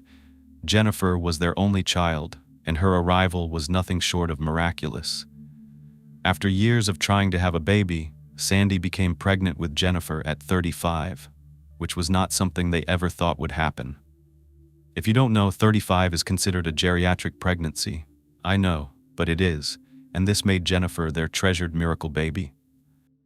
Jennifer had a really great sense of humor from a young age. Her laugh could instantly make you feel better if you were having a bad day, and she was definitely a daddy's girl. Her father, Randy, often reminisced about how much joy she brought into their lives with her light-hearted nature. Jennifer's interests as a child were a little all over the place. At first, she loved go-karting, and she had a huge collection of baseball cards. But as she got older, her teenage years were marked by a deep love for New Kids on the Block, and her bedroom walls were covered with posters of Donnie, Danny, Joey, and the Knight brothers. Jennifer was also an exceptional child. She was a really good girl with a heart of gold, according to her parents. Randy said he could only remember yelling at her 3 times throughout her entire life. This was a testament to how well-behaved and considerate she was. Despite spoiling her whenever possible, Sandy and Randy were able to instill strong values in Jennifer, teaching her the importance of honesty, respect, and kindness. They taught her not to lie, especially not to them, the whole no lying, cheating, or stealing motto, and to treat everyone with respect. Jennifer not only met their expectations, but exceeded them, living up to the very high standards her parents set for her. Jennifer also loved swimming, but since she was very modest about her body, she actually preferred wearing baggy cover-ups, even in the water. Comfort always came first for Jennifer. Her style choices were never about impressing others, they were about feeling at ease. She favored loose, baggy shorts that reached her knees, showing that she had her own sense of style. She didn't feel the need to conform to anyone else's standards. As Jennifer transitioned into her teenage years, she began to experiment with her style. She started doing her hair like Brenda and Donna from 90210. She wore makeup, got her ears pierced, I think twice actually, and she stepped into her new identity with confidence. This is when jewelry became her signature, with gold chains and rings that featured the initial of her first name, the letter J, prominently displayed on them. Despite these outward changes, Jennifer remained grounded in her values, one of which was being serious about protecting her virginity. She believed it was something to be cherished until she was ready to share it with somebody special. As Jennifer got older and embraced her evolving style, she never lost sight of who she truly was. Even though she was acting more grown-up, she still walked around with her Disney Goofy watch on, a symbol that no matter how much she changed, she was still a playful little girl at heart. When she was 13, she asked for her own set of keys to the family home at 859 East 25th Street, set, meaning 2, because the Ehrmans had a set of doors to their home, the normal one, and then a metal one on top with bars. Even though they lived on one of the nicest streets in their area, they were, according to them, in a lower quality area of the Heights neighborhood. She and Elizabeth lived about 15 minutes from one another, with Jennifer's house being in a more transient area near a major highway. Jennifer wanted her own set of keys so she wouldn't have to bother her mom anytime she wanted to go in and out after hanging out with friends. She had proven to be a responsible child, so her parents granted that request. Just a year later, during Christmas of 1992, when Jennifer was 14, she had her heart set on one particular gift: a pager. She begged and begged her parents to get her one, and after much pleading, they finally gave in. Sandy and Randy, though hesitant at first, saw the practicality in it. Since Jennifer was going to be traveling to and from high school, they thought it might be useful for staying in touch, especially in case of an emergency. While Sandy was not initially sold on the idea, she eventually came around, realizing that the pager could be helpful for quick communication if needed. I'm sure most of you know what a pager is, but don't feel bad if you don't. We have people watching and listening in from all different generations. Pagers are a kind of one-way communication device where the caller dials a specific pager number on their phone, and it would buzz or ring the person's pager. Then, it displays the caller's number on the screen, letting the pager owner know who wanted them to call back. It was very simplistic, but over time they did advance a little bit, allowing a caller to input a numerical message. For instance, you could leave a 143 to say, "I love you," 911 to signal that it was an emergency, and so on. I recall having a list of number combinations on a chart when I used a pager so I could decipher my friends' and family's messages. So, there you go. Once you get a page, you'd see who's calling, and then you'd have to get to a phone to call them back, because obviously, there were no cell phones. You had to find a landline. Our pagers were the equivalent of what a cell phone is, kind of, today. One reason Jennifer's parents were apprehensive is because back then, pagers were just starting to become more mainstream. They used to be primarily used in medical settings, and at this time, they were more prominent among drug dealers. But as they started to gain more popularity among teenagers, Sandy and Randy gave in to Jennifer's request. I did want to address one thing: the age difference between the girls. Though just slight, just a year apart, some parents would be a little apprehensive because even that small difference can be big in high school, with Elizabeth about to turn 16 and Jennifer still only 14. But their parents were fully supportive of their friendship. Elizabeth's father, Adolf, appreciated Jennifer's influence on his daughter. Jennifer was a good girl, and she had a habit of making everyone feel welcome and important. She never missed greeting Adolf with an enthusiastic, "Hello, Mr. Peña," whenever she stopped by. Jennifer's warm and genuine demeanor quickly won over Elizabeth's family, and the friendship between Elizabeth and Jennifer was something very special. They were navigating their teenage years together, supporting one another through every single milestone. They shared so many things in common and enjoyed each other's company so much, often finding comfort in their shared experiences and knowing they could rely on one another for anything. By the summer of 1993, the two girls had just wrapped up their first year at Waltrip High School, and they were so eager to make the most of their summer vacation. It was a time for fun, freedom, and relaxation, and they both had big plans to enjoy their time off. This summer was especially significant for Elizabeth, who made some big strides in her life. Her grades had improved, and she even had a boyfriend. Life was looking up for her, and she was filled with a sense of excitement and possibility, enjoying a chapter of her life that was filled with promise. On June 21, Elizabeth celebrated her sweet 16th birthday, which is kind of a big deal for a lot of teenagers. Jennifer's birthday would come that summer as well, with her turning 15 in August. But going back to Elizabeth's big day, there was one gift in particular that made the day even more memorable for her. As she unwrapped a small, beautifully wrapped box, her eyes lit up when she saw what was inside: a delicate, feminine, purple silky bra adorned with lace. It was elegant. It was the kind of thing that made her feel sophisticated and grown up. For Elizabeth, this wasn't just any gift. It marked her first real adult present, something that made her feel like she was stepping into a new phase in her life. She was always curious about what growing up would be like, and this gift was a little taste of that independence and confidence that came with adulthood. That purple bra wasn't just a birthday gift for her. It was a symbol of her transition to womanhood. It represented her growth, her independence, and the exciting journey that lay ahead of her as she embraced all the new changes in her life. 4 days later, on June 24, Jennifer and Elizabeth planned a girls' night. Jennifer was going to get dropped off at Elizabeth's, and then the girls were going to grab a bite to eat and hang out until it was time to go home.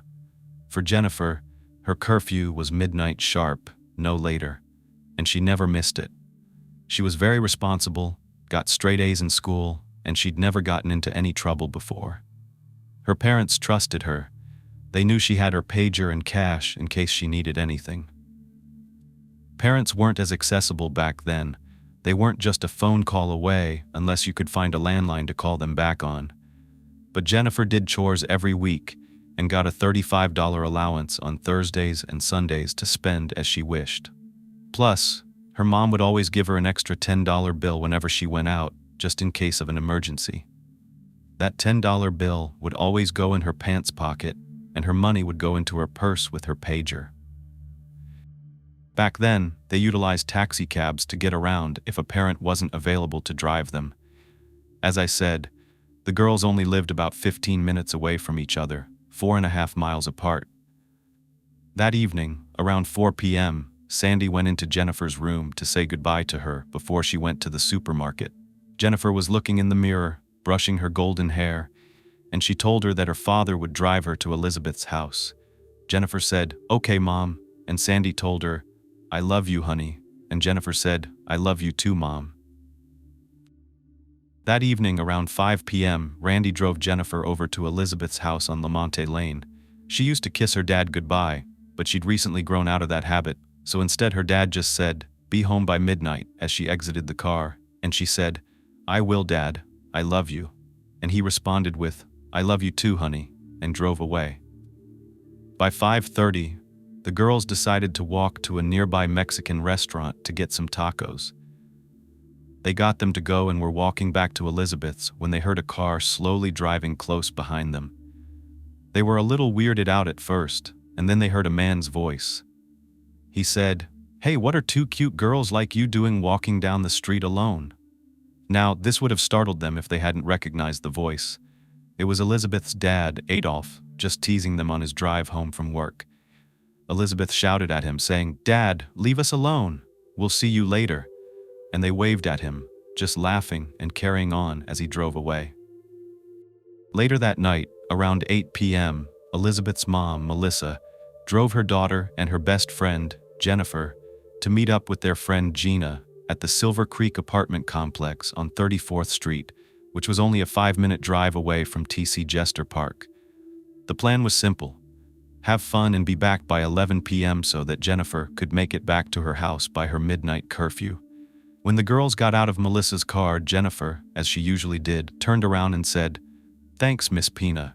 We'll see you later," with her signature politeness. Meanwhile, Elizabeth turned to her mom and said, "I love you. We'll see you later tonight." Melissa just smiled and told her daughter she loved her back, then pulled away while glancing at the girls through her rearview mirror. The night seemed ordinary. The girls made their way back to Gina's apartment, where they were greeted by Gina's mom and younger sister, who ushered them inside. Once in Gina's room, the evening played out like any carefree summer night: music, laughter, and the kind of easy conversations that fill the hours effortlessly when you're with friends. During their time together, Jennifer's mom, Sandy, paged her. Now, some teens would be a bit annoyed, but not Jennifer. It's what her pager was for, primarily to keep in contact with her parents. It wasn't uncommon for her mom to page her 3, even 4 times a night when she was out, just to check on her. Unfazed, Jennifer just asked to borrow Gina's home phone to call her back. When she got on the phone with her mom, she reassured her that everything was fine. They were just hanging out in Gina's room and that she would be home later. Sandy reminded her to be good and that she loved her. Jennifer told her she would and that she loved her too. It was a warm, pleasant evening that night, and the girls decided to go outside for some fresh air. For the next hour and a half, they lingered outside of Gina's apartment building, just enjoying the night breeze and each other's company. Eventually, a few more friends joined them, and the conversations drifted. One of the guys suggested they walk over to his place at a nearby Spring Hill apartment complex on West 34th Street, just a 3-minute walk across the street. The idea sounded fun, so the group set off on foot, exploring the area around the complex. Before long, the teenagers ended up around the pool, lounging around and still catching up in the carefree energy of the summer night, just chatting and hanging out together. Now, around 10:20 p.m., Jennifer nudged Elizabeth, reminding her it was about time they left to make it back to her house by 11 o'clock. But saying their goodbyes took longer than expected, and by the time they actually left, it was already 10:40 p.m., leaving them just 20 minutes to make it back to Elizabeth's place. This was usually at least a 30-minute walk. Typically, the girls would exit the apartment complex, walk down West 34th Street, and go up beside T.C. Jester Boulevard, taking that all the way to Lamont, and then turning right to go down that street to the Pina's house. Jennifer was really worried about missing curfew, so she suggested they take a shortcut through T.C. Jester Park to shave off a few minutes, and Elizabeth agreed. It didn't seem risky, even at night. After all, they'd walked through the park plenty of times without issue, and it was so close to Elizabeth's house that it felt like familiar, safe ground. It seemed easy enough. They'd go to the back of Gina's apartment complex, walk next to the bayou until they got to the railroad bridge, cross over, then take the park sidewalk that wound through the park and met up at Lamont Lane. So that was their new plan. After walking Gina back to her apartment, Elizabeth and Jennifer peeled back a gap in the chain-link fence and took the shortcut towards the train bridge. Around 10:45 p.m., the girls had no idea that what they thought was just another casual stroll through the park would be their last. They couldn't have known that they were about to walk into something horrifying, something that they couldn't have ever expected. Their only wrong move was trying to do the right thing and to be home on time. Meanwhile, back at home, Jennifer's mom, Sandy, woke up at 4 o'clock in the morning with a jolt. Her heart was pounding for a reason she couldn't immediately identify. It was just a light, but it meant more than that. She glanced over at her husband, Randy, who was still asleep, and then her eyes drifted across to Jennifer's room. It was only a few feet away, and Sandy always left the light on for her daughter until she came home. Jennifer would turn it off when she was getting in bed, but as Sandy stared, she could see the light was still on. That's when she realized that Jennifer must not have come home. Feeling on the edge of panic, Sandy got up and walked to her daughter's bedroom. The bed was untouched, the sheets were perfectly made, and there was no sign that Jennifer had been there at all. The thing is, if Jennifer had decided to stay over at a friend's place, she always called ahead to let her mom know. But there was no call, so something wasn't right. Sandy began paging Jennifer over and over, hoping that she would get a response. But if Jennifer had fallen asleep at a friend's house, she would have most likely turned her pager off or wouldn't have it by her side. So, Sandy tried to reason with herself that maybe that's all it was. Maybe her daughter had just forgotten to call and fell asleep. She laid back down, trying to stay calm, but her mind was running through all the possible non-worrisome explanations. For 2 long hours, Sandy wrestled with her growing anxiety, doing everything she could to convince herself that Jennifer was just fine. But deep down, she couldn't shake the feeling that something was terribly, terribly wrong. The longer the silence stretched on, the more the worry turned in her heart, building into a fear that she could no longer ignore. At 6:30 in the morning, Randy Ehrman woke up to an unsettling silence in the house. His daughter, Jennifer, was nowhere to be found. Sandy had been hoping to avoid telling Randy the truth, not wanting Jennifer to get into trouble. Randy, being the protective father, had always made it clear that Jennifer needed to call if she was staying out past her curfew. He held her to a high standard, expecting her to follow the house rules without exception. As Randy began asking where Jennifer was, Sandy hesitated. She knew lying wouldn't help, but she was feeling the pressure. Eventually, she told him that Jennifer had mentioned possibly staying at a friend's house, except that wasn't true. But for the meantime, her parents waited. By 11 a.m., when Jennifer still hadn't come home or made contact, Sandy couldn't keep up the charade. Deep down, she knew that something was wrong. Jennifer always hurried home to shower after a long night out, but this time, there was still no sign of her, and it was getting closer to the afternoon. She had to tell her husband the truth, that she didn't know where her daughter was. That is when panic set in for Randy. He picked up the phone and dialed the Pina house, desperate for answers. The phone rang and rang, but no one answered his call. The silence on the other end only deepened his worry. With no other options, Randy tried reaching out to Jennifer's friend, Gina, but still no luck. At this point, he couldn't sit idly by. He told Sandy he was not going to sit around and wait, so he jumped in his car and sped towards the Pina house, hoping for answers. When he arrived, there was an eerie quiet surrounding the house, and it only added to his anxiety. There were no cars out front, no movement, nothing. Randy then pounded on the front door, yelling for someone to answer, but there was no response. He wasn't ready to give up yet. He made his way around to the back of the house, knocking on all the windows and shouting for his daughter. But again, nothing. Randy returned home. He and Sandy were anxious, but they were also upset, not knowing if Jennifer had lied to them about her whereabouts, or if it was something worse. As the minutes turned into hours, Randy's frustration reached a breaking point. Finally, Gina called them back.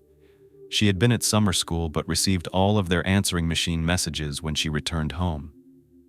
Her voice was shaking as she told Randy that she hadn't seen Jennifer or Elizabeth since the night before. She told them that the girls had mentioned they were on their way to walk to Elizabeth's house, so Gina assumed that Jennifer just stayed over there for the night. Randy said, "Fine, come over here with me and let's try to see if the girls had overslept." Gina agreed. They pulled up to the Pina's house on Lamont Lane, and Gina showed Randy which bedroom was Elizabeth's. He was acting like a madman, in her words, banging frantically on the windows hard enough to shatter them. Gina was afraid that the neighbors were going to call the police, and some of them were peeking their heads outside, wondering what all this commotion was about. But Randy didn't care. He had one intention: to find his teenage daughter. He took Gina back to her apartment and then raced back home to Sandy. While all of this was taking place, Sandy had been in Jennifer's room, flipping through her phone book and calling every single person listed in hopes that someone had seen or heard from the girls. But each call ended the same. No one had any information. Jennifer's sister, Jennifer's aunt, also repeatedly paged Jennifer, hoping for a response, because maybe she didn't want her parents to get mad at her. But no response came. Later that afternoon, Randy finally got in touch with Elizabeth's parents. They had both been at work and confirmed that they, too, hadn't seen their daughter or Jennifer since the previous day. They said they'd been paging Elizabeth all day long with no response. They thought she might have been at Jennifer's this whole time, so the parents thought that their child was at each other's home. Alarmed by this, Randy immediately called the police to report the girls missing. Unfortunately, the Houston Police Department didn't take this report seriously, which was so frustrating. The officers dismissed the case, assuming that the girls had just run away. Why do they always think that? Because I would be furious as a parent. The Pinas and the Hermans knew better. They knew their daughters running away wasn't something they would do. Undeterred by the police's lack of concern, the families decided to take matters into their own hands. Melissa drove Adolph to Gina's apartment building, where the girls were last seen. He covered the entire exterior of the building and then the whole complex without finding the girls or any clues to where they might have gone. After that, he began walking on T.C. Jester Boulevard toward the park and then onto the railroad tracks, moving through a thick wooded area, trying to retrace what he imagined could have been their steps home. This man was determined. He wasn't just walking, he was throwing over bushes, breaking tree branches, and getting to the unseen paths. He He was lifting big rocks and throwing them to the side, looking underneath them, but there was nothing. So he went home. While he had been searching, Randy reached out to the media, hoping to get the word out. However, even the media treated this case with the same indifference the police had, labeling the girls as runaways, rather than seeing this as an urgent case of their disappearance. While the police and media failed to act, the families could not sit back and wait. By the next morning, Saturday, June 26th, Randy Ehrman created missing persons flyers featuring pictures of both girls. With the help of a local copy shop, he printed almost 3,000 copies. With the flyers in hand, the Pinas, the Ehrmans, and their friends spread out across the city, determined to cover every corner. Randy and Sandy returned to Gus's complex at Spring Hill Apartments, hanging the posters in high-traffic areas like the laundry rooms, doorways, and lampposts. They wanted to reach as many people as possible, but not everyone in this community was supportive. Some residents and business owners removed the posters, claiming they saw them as a nuisance. I can't even fathom that.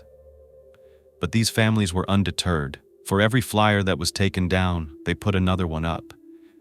They weren't going to stop until their daughters were found. On Sunday, June 27th, just 3 days after Elizabeth and Jennifer had gone missing, a call came into Crime Stoppers at 9 o'clock in the morning.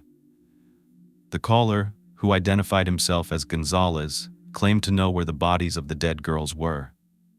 He provided a very chilling tip, mentioning their bodies could be found near T.C. Jester Boulevard, close to White Oak Bayou, in a wooded area. Now, before offering any other details, Gonzalez abruptly ended the call. The Houston Police Department wasted no time in responding to this unsettling tip. Officers were dispatched to search the area near T.C. Jester Park, the wooded area northwest of the railroad bridge, as described by the caller.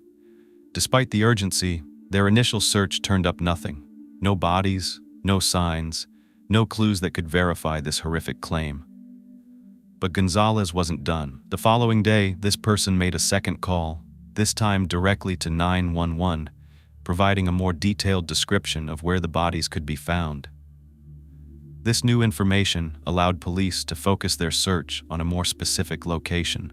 On Monday, June 28, at 12:06 p.m., Houston police officer Mike Cromwell returned to T.C. Park, this time honing in on the area that Gonzalez had pinpointed.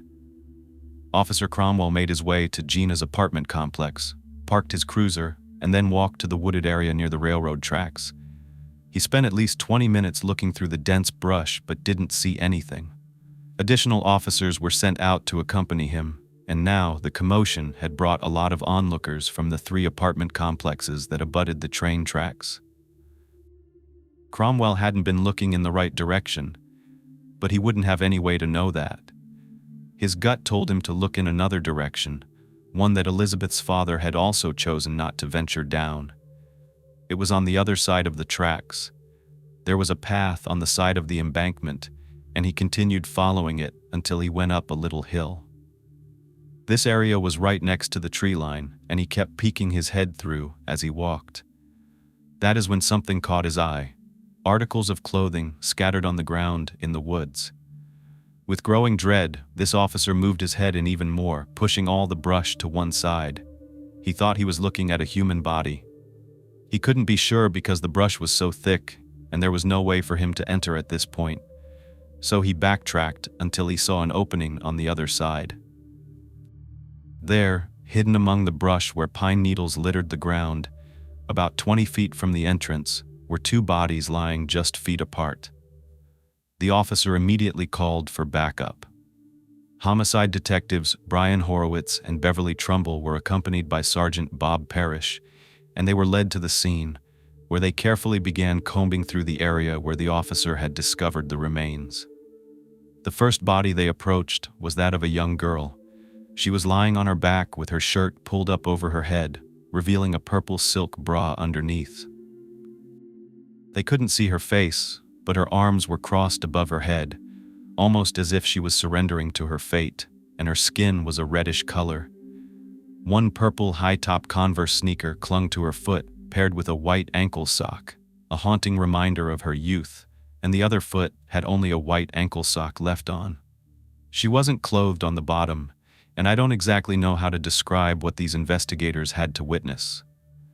These remains had been in the woods for days. They were exposed to heat as well as the environment, which included insects.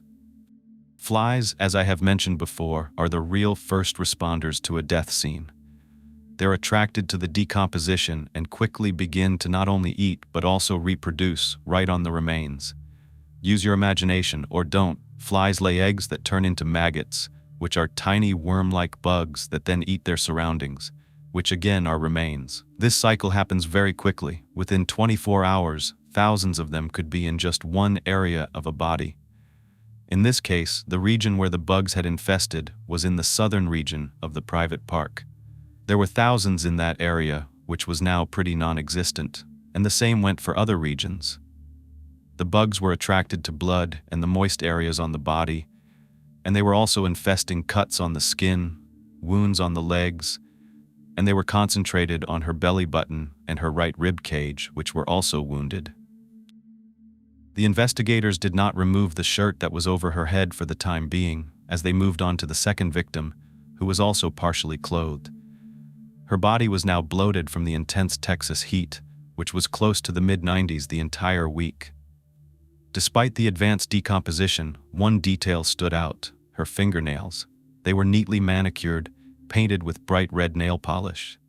The gruesome aftermath of animal and insect activity had ravaged her body, leaving only a skull where her face once was. Her eyes and tongue were no longer there. Her jaw had been broken, and it appeared an animal had most likely pulled at it, leaving it hanging on just one side. Her body was also red in color, and where wounds had once been on her arms, there was now just bone. The right wrist to her shoulder had the muscle and skin eaten away, while the left arm was almost completely black in color. Back at Spring Hill apartment complex, Gina was waiting anxiously to hear an update. Her heart was heavy with worry. It had been days since her friends Elizabeth and Jennifer had disappeared, and the silence weighed on her. She knew she could have been one of the last people to have ever seen them. As she sat nervously, waiting and watching the clock, the phone rang, jarring her from her thoughts. On the other end of the line was a mutual friend of theirs, Vanessa Rivera, and she delivered news that would shake Gina to her core. She told her that the police had found 2 dead bodies in TC Jester Park, but the way she said it was like they found them. They found their bodies. Gina was like, "What are you talking about?" Vanessa was hysterical, and then she explained, "Jennifer and Elizabeth, I think they found their bodies." Her voice was now shaking with fear, and panic surged through Gina. She just kept saying, "Oh my God," but she was finally able to get out the words, "Where? Where are they?" Vanessa said, "Right outside your apartment. The police are out there right now." Vanessa then rushed over to Gina so they could go down there together. Once they rushed outside, they crossed the street to where a crowd had already gathered near the crime scene. The air was so thick with tension they said they could feel it, and crime scene tape was everywhere. People were whispering among themselves, speculating about the identity of the bodies. Gina and Vanessa pushed their way through the crowd of onlookers, desperate for answers about their friends, hoping it wasn't them, but it seemed way too close to home not to be. Sadly, amid the commotion, she spotted a familiar face: Sean O'Brien, a neighbor from her apartment complex, standing with 2 young boys. Sean's voice cut through the murmurs in the crowd. His words were laced with anger. He said, "You too." He was shouting at the boys, "You're not allowed in TC Jester Park anymore. Those bastards who did this to those poor girls better get caught soon." But Gina barely registered his words because her mind was racing with one overwhelming question: were the bodies found in the park? Her friends, Elizabeth and Jennifer, or not? Would she be able to breathe a sigh of relief, or would she be faced with grief? She stood there, overwhelmed with dread, praying that the answer wasn't what she feared the most. Meanwhile, Randy Ehrman was grappling with the same desperate questions. He had heard the news about the bodies found at TC Jester Park and rushed to the scene, barreling through the crowd. He shouted, "Does she have blonde hair?" His voice cracked. He was panicked. An officer struggled to restrain him and maintain control over the scene. Tears were streaming down this man's face as he pleaded for answers about his daughter. He was desperate to know if one of the bodies was Jennifer. Even though the police were almost certain that the bodies they had found were those of Jennifer and Elizabeth, the state of decomposition made a visual identification nearly impossible. Randy was told there was only one way to confirm their identities. They needed to go retrieve dental records. It was a devastating blow. Randy wanted answers, and he wanted them now. So as he made his way home to gather the records he needed, he realized something was off. He couldn't find his wife, Sandy. It wasn't long before a family friend called with more bad news. Sandy had collapsed. She fainted when she heard the news of two partially clothed female bodies being found in the park. She was rushed to the hospital, where she was being cared for. They were trying to calm her down, and she actually had to be sedated with medication because she was so hysterical over the news, which is to be expected. For the meantime, Randy was left to face the painful reality by himself. Back at the scene, the medical technicians were preparing the bodies for transport to the medical examiner's office. Two gurneys were rolled out to the area in the woods, with onlookers taking in every second of what was happening. News cameras were also rolling, and I think we have a news clip of this moment, where the victims were brought out to the medical examiner's van.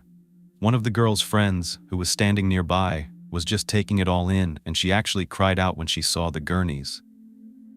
Even though they had yet to be identified, I think everyone knew that it was Jennifer and Elizabeth.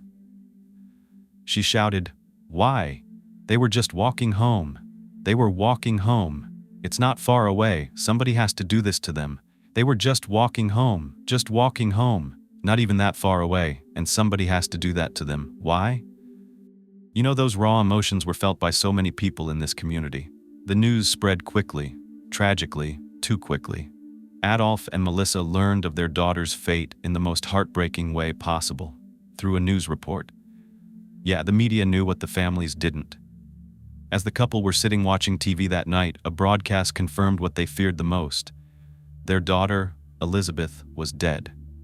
Apparently, the medical examiner had already made a positive identification of both girls. The sight of Melissa's face as the news sank in was something Adolf said he would never forget. She was shattered. Her mouth was open in disbelief, and tears were streaming down her face. It took Adolf a minute to realize that this was real. It wasn't a dream.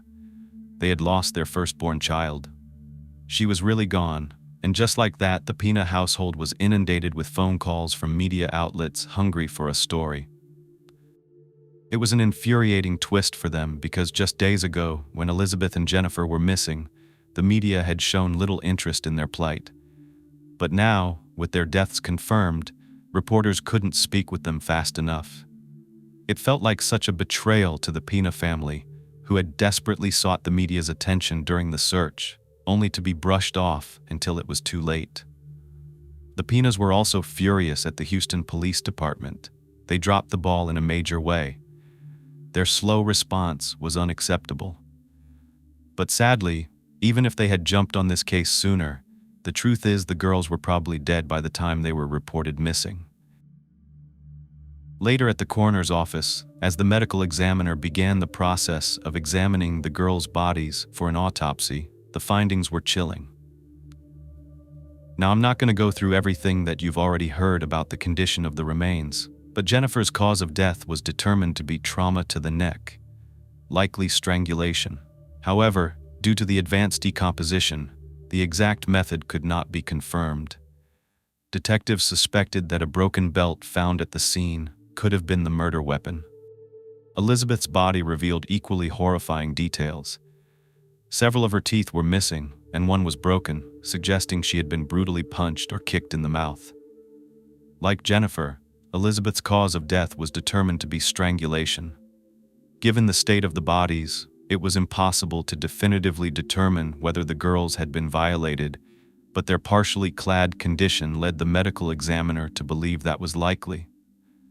There was also a significant amount of trauma to those regions of their bodies, so that should tell you something. Now, with the identities of the girls confirmed and the gruesome details of their deaths emerging, the focus shifted to finding the person responsible for taking away their vibrant lives. So soon, too soon. The detectives Ray Zaragoza and Sergeant Bob Parrish were working on Elizabeth and Jennifer's murders. And they wasted no time in investigating that anonymous tip that led to the discovery of their bodies. The tipster called himself Gonzalez. He had reached out to both Crime Stoppers and 911. But since 911 calls are traceable, unlike the anonymous Crime Stoppers call, the detectives had a lead. With the help of a 911 record, they were able to trace the call back to a guy named Joe Cantu. Joe was a young man. He was about 20 years old and trying to build a stable life for himself in Houston. He had dropped out of high school his senior year, but he worked hard at a technical college to become a medical assistant, and he was currently working as a phlebotomist at a local blood donation center.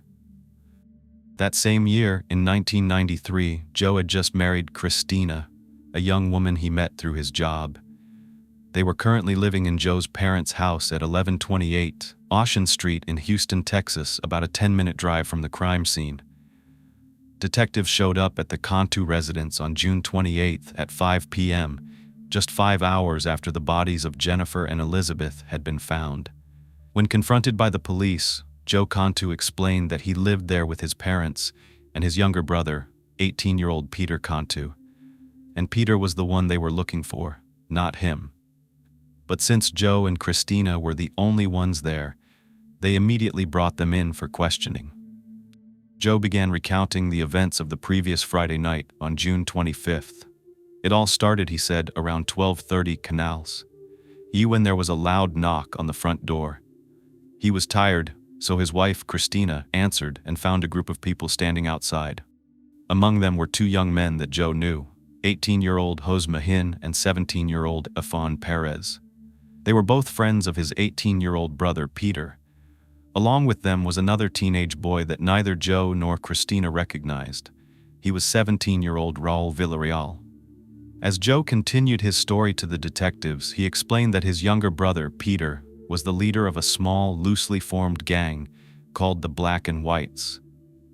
They were less of a real gang and more of a group of really close guy friends who would sometimes pretend they were in a gang. It wasn't unusual for Joe's brother's friends to show up at all hours of the day or night, so this visit seemed like just another late-night drop-in. But something was different. When Christina answered the door, she saw right away that Jose had been covered with blood, and there was a large red scratch on his neck. His eyes were wild, and his whole appearance was disheveled. Afan Perez wasn't much better. His white shirt was stained right near his crotch. It looked like the stain was actually more of a smear down the front, with the concentration at the bottom.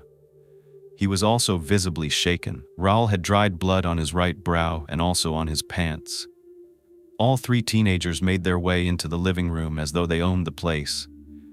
It appeared that they had been in a fight, which wouldn't have come as a surprise. Jose introduced Raul to Joe, saying he was the newest member of the Black and Whites. So now it seemed more obvious. Maybe there was some kind of initiation fight to welcome Raul into the group.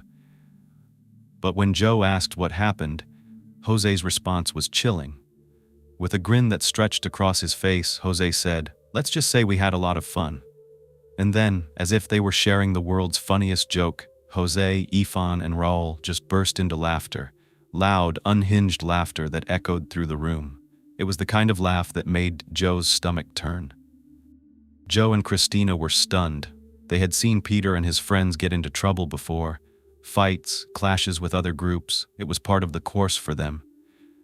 But something about this felt different. It felt darker.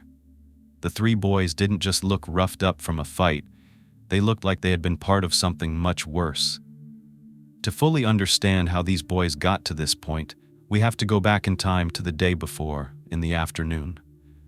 But before I do, I just want to tell you a little more about the Black and Whites. It all started with Joe's younger brother, as I said, Peter Cantu. For starters, Peter was a mama's boy. He was the youngest of three boys, and babied like it. He could do no wrong in his mother Susie's eyes, but he did a lot of things wrong from a very young age, only for his mother to continue coming to his defense and making excuse after excuse for his reckless behavior. Before he was even out of kindergarten, things were not going well for young Peter. He developed some speech issues, which he was bullied for, according to his mom, who took him to a speech pathologist, but he didn't seem to have much progress going forward. He wasn't a good student in school and was always in the lowest percentile in most of his subjects. This continued through elementary and into middle school, but of course he blamed his teachers, with his mother chiming in and taking his side, going so far as to go to the principal and claim that Peter was being physically picked on by his teachers, leaving bruises on his body. He was held back on at least 2 occasions in 3rd and 4th grade. When he was 11, he pushed an 8-year-old off of his new bike and stole it, only to bring it back when the young boy's mom put out a $10 reward for the bike's safe return. 2 days later, Peter stole the poor boy's bike again. Juvenile officers came to Peter's home, but in the end, they let him off easily and merely referred his parents to the Harris County Juvenile Detention Unit if they wished to bring him there. But they didn't. 2 years later, in 1988, when Peter was still in middle school, he terrorized a classmate named Amber. At first they were friends, walking home together all the time, but when he tried to kiss her one day, she refused and ran into her house, shutting the door on him. A couple of days later, Peter came by after school and started banging on her front door, screaming for her to let him inside. She refused. He moved to her bedroom window, shouting, "You better let me in, you kss." Amber was terrified. She was a 5th grader. "This is insane." He was banging on the window so hard that it actually shattered. Amber's father found out and marched over to Peter's house to speak with his parents. And guess who came to his defense? Mommy. She said, "No, not my Peter. He's not that kind of boy." Yikes. Amber's dad said he knew that she was telling the truth, but Susie insisted she was lying and that Peter wasn't over at their home and would never hurt a girl. Frustrated, Amber's dad shouted at Peter, telling him to never come around again. Peter, this little middle schooler, said, "I can do whatever the hell I want." Susie stood around and did nothing. She didn't intervene and she didn't say a word. The incident was later reported to the police by the girl's father and resulted in little more than a warning due to Peter's age. However, this was only the beginning of Peter's pattern of violent behavior. Months later, his actions escalated by attacking one of his teachers, leading to him getting expelled from school. His aggression didn't stop there. In 1989, he returned to torment the very same teacher so relentlessly that she felt she had to transfer to another school for her safety. Over the next few years, Peter continued to find himself in trouble, frequently clashing with the law. His mom insisted that he was merely a follower being influenced by his friends Jose Maheen and Afon Perez, but Peter painted a very different picture. By January 1993, the same year that Jennifer and Elizabeth were harmed, Peter faced felony charges for aggravated assault with a deadly weapon. Part of his sentence included reporting to a probation officer twice a month and completing 240 hours of community service. So now this brings us to the present. But what about Peter's friends? I know this is going to be a lot. Like I said, there are a lot of people to mention, but you don't have to keep their names straight. The friends I'm talking about are the ones in the black and whites, a wannabe gang. We could call it a gang if you want, but it was a loose gang. It was more like a bunch of bad kids hanging out together. To begin with, Peter met twin brothers Raymond and Frank Sandel in middle school. Raymond became one of Peter's closest friends. Frank didn't. He had his own group of friends, but the twins lived right next door to the Cantu family, and so did Jose Maheen on the other side. So Peter, Jose, and Raymond became close, and then they added a 4th friend, Sean O'Brien, when Peter switched high schools. Then the 4 of them met Afon Perez, who lived in the same neighborhood. All of these kids were around the same age, and they were all bad in some way, which is why they stuck together. Sean O'Brien, who was pretty much disowned by his biological mother and grew up with his grandmother, who babied him. He didn't have chores or punishments, mostly because his grandma thought that he was adorable. While this adorable toddler became an ordinary 4-year-old, yelling and acting out all the time, he was uncontrollable. At 5 years old, he was having difficulty keeping up with his learning abilities, and he even began drinking alcohol in kindergarten. After that, he became very moody and withdrawn, and he even tortured animals. When he was 8, he broke one of his grandmother's dresser drawers, and instead of getting in trouble, Grandma just started to fix it herself. But this old woman, in the process, fell, and the huge heavy dresser fell on top of her, splitting her head open. Sadly, she suffered a traumatic brain injury, and even after surgery, she was no longer able to function normally. So, Sean was forced to live with his biological mother, who never wanted him to begin with.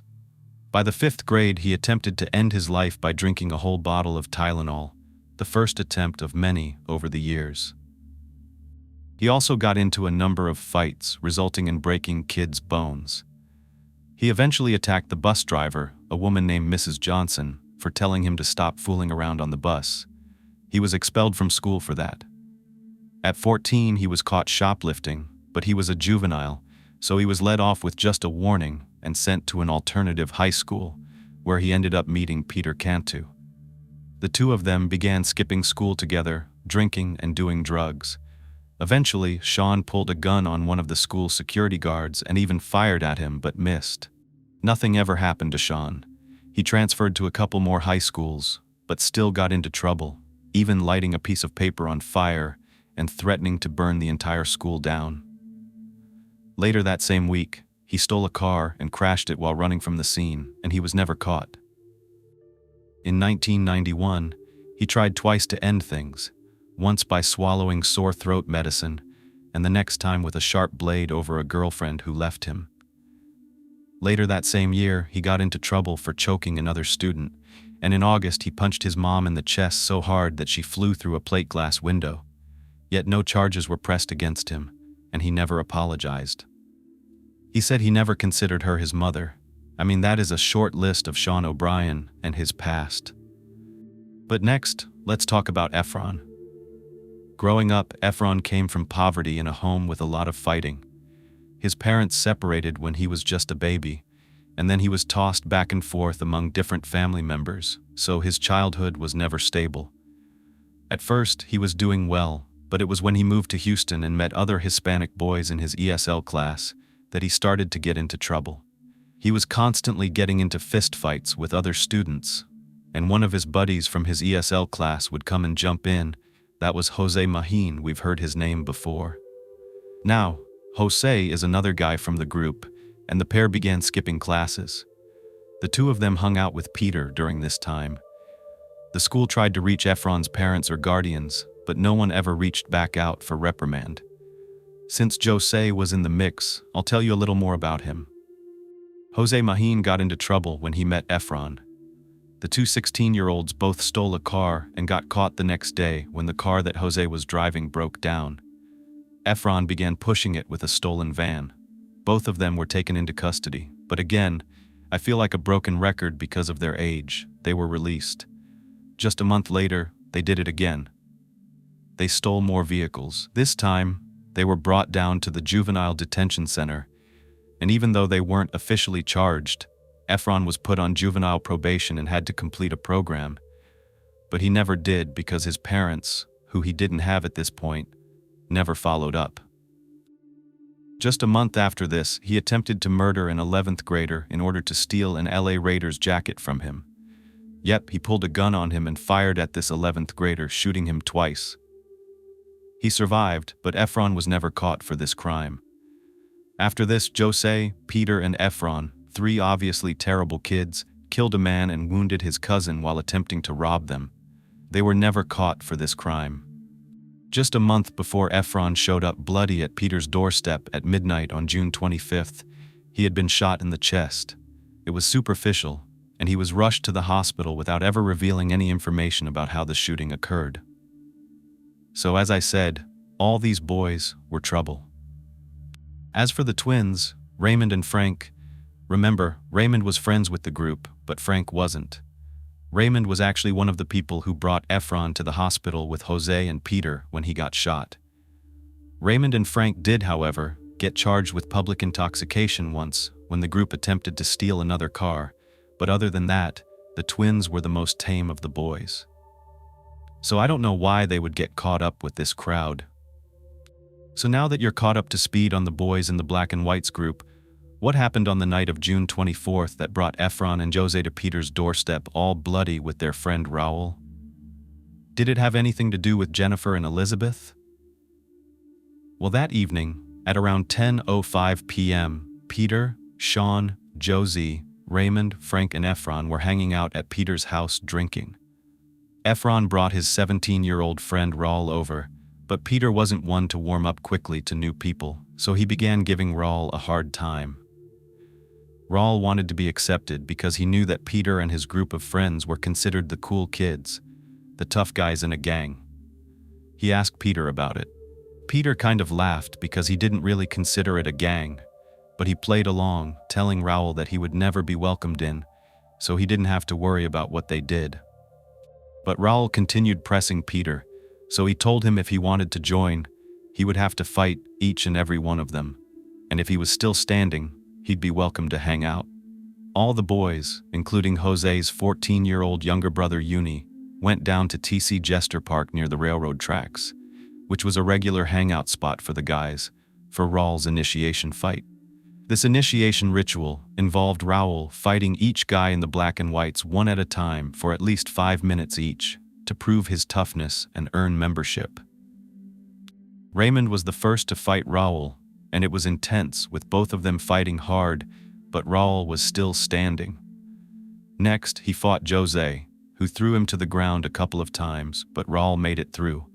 One of the twins, who wasn't really a friend of the group, Frank, refused to fight even though the guys called him names.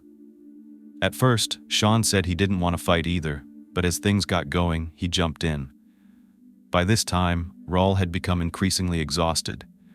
Sean took advantage of that and continuously punched him in the face, finishing him off with an uppercut. Raul went down and couldn't even stand back up, so the guys left him there and went back to sit on the railroad trestle to talk about his initiation. It was decided that Raul had passed the test and would be allowed to join the Black and Whites. Everyone seemed to be in high spirits, but by 10:45 p.m., Frank and Raymond noticed the atmosphere was starting to turn as the group, who had been drinking all day, became more rowdy. Deciding it was time to leave, the twins departed along with Jose and his younger brother, Yi, and Sean followed a few minutes later. As Frank and Raymond walked away from the group, they noticed two young girls, who we know are Elizabeth and Jennifer, walking towards them up the gravel to the railroad track, but they passed them without saying a word. These poor girls had no idea there was a group of drunk and violent boys just ahead of them. Jose and Sean crossed the girls' path next, with Jose shouting, "Oh, look at this!" He told Sean, who was behind him, that there were a couple of chicks walking up. They had just been in an initiation fight and crossed paths with the girls, but the fight only involved Raul, Jose, Sean, and Raymond. So why would Efron have blood on him, so much of it, when he arrived at Peter's? Joe was now explaining the rest of the night to the detectives. He said that Efron took off his blood-stained shirt, telling Joe he'd hear about what they did on the news. Joe knew there must be more to what these guys had done that night, and he sure as hell didn't want anything to do with it. Unsure of what to do next, he grabbed a lighter and burned the bloody shirt until there was nothing left. As they sat there, the boys started talking, and Jose seemed all too eager to brag. With a twisted smirk, he explained how the guys had been hanging out by the railroad tracks when they ran into what he referred to as these two bitches. From there, things spiraled. Jose spoke about what they had done to these girls in horrifying detail, with each word making it clear that he felt no remorse, only pride. He described how the girls had begged for their lives, begged for them to stop, but instead of feeling any guilt, Jose and the other guys just laughed about it. To them, the victims' cries for mercy were a source of amusement. Then Jose said something that made Christina's blood run cold. He said that the white girl had been a virgin, and to prove it, he showed off what he referred to as virgin blood on his underwear, still laughing the whole time. For Christina, this was too much. Having her own trauma from being recently violated by a group of men, hearing Jose talk so casually about this horrific act that he had committed against two innocent girls was unbearable. This wasn't just a late-night brawl or a bit of mischief. This was something evil, something that she and Joe just could not ignore. That night, Joe and Christina had heard enough. Even though the guys hadn't really gone into detail, they couldn't shake the feeling that something awful had happened, far worse than they had initially thought. The darkness in those boys' eyes and their sickening laughter made that clear. The detectives now had a crucial lead, but the horror of what had actually unfolded was just beginning to reveal itself. Joe Kanu told detectives that his brother Peter eventually did come home that night, casually explaining that he had been dropped off by 14-year-old Uni, Jose's younger brother. He assured Jose that he wasn't going to talk, he wasn't going to say a word about what they had done. Peter then pulled out a stash of cash and some jewelry from his pockets. He had about $40, and among the items were a heart-shaped gold ring with an E on it, a gold V-shaped ring, a gold rope chain with 2 rings attached, a bracelet, and a second gold chain with an S charm. Peter spread them out on the coffee table like they were trophies, and the other guys, Efron and Raul, started picking through the jewelry. Jose snatched up the E-ring because he wanted it for his girlfriend, Esther. As the conversation continued, Joe was growing even more uneasy. Something was gnawing at him, and he finally asked the question that had been haunting him. What happened to the girls? The 4 evil teens exchanged a glance before dropping the bombshell, and it was kind of like they said it all at once. We had to kill them. They said it with a chilling calm in their voices, explaining that the girls saw their faces and they didn't want them identifying them. Peter added, "Yeah, we had to kill those bitches. We didn't want them identifying us and getting us in trouble with the cops." Joe told the detectives that at this point, Jose, with no emotion in his voice, explained he'd used a shoelace to strangle one of the girls, that he and Efron had held on either side of it and tightened it until she stopped breathing. Raul then described how he and Sean used Sean's belt to strangle the other girl. He said they pulled so hard that the belt snapped in 2, and then they started laughing about it. How anyone could laugh at this like it's a joke is absolutely terrifying. According to Peter, one of the girls just wouldn't die, so he had to resort to using a swift kick to her mouth with his steel-toed boot, after which all the guys began stomping on both of them until they were no longer breathing.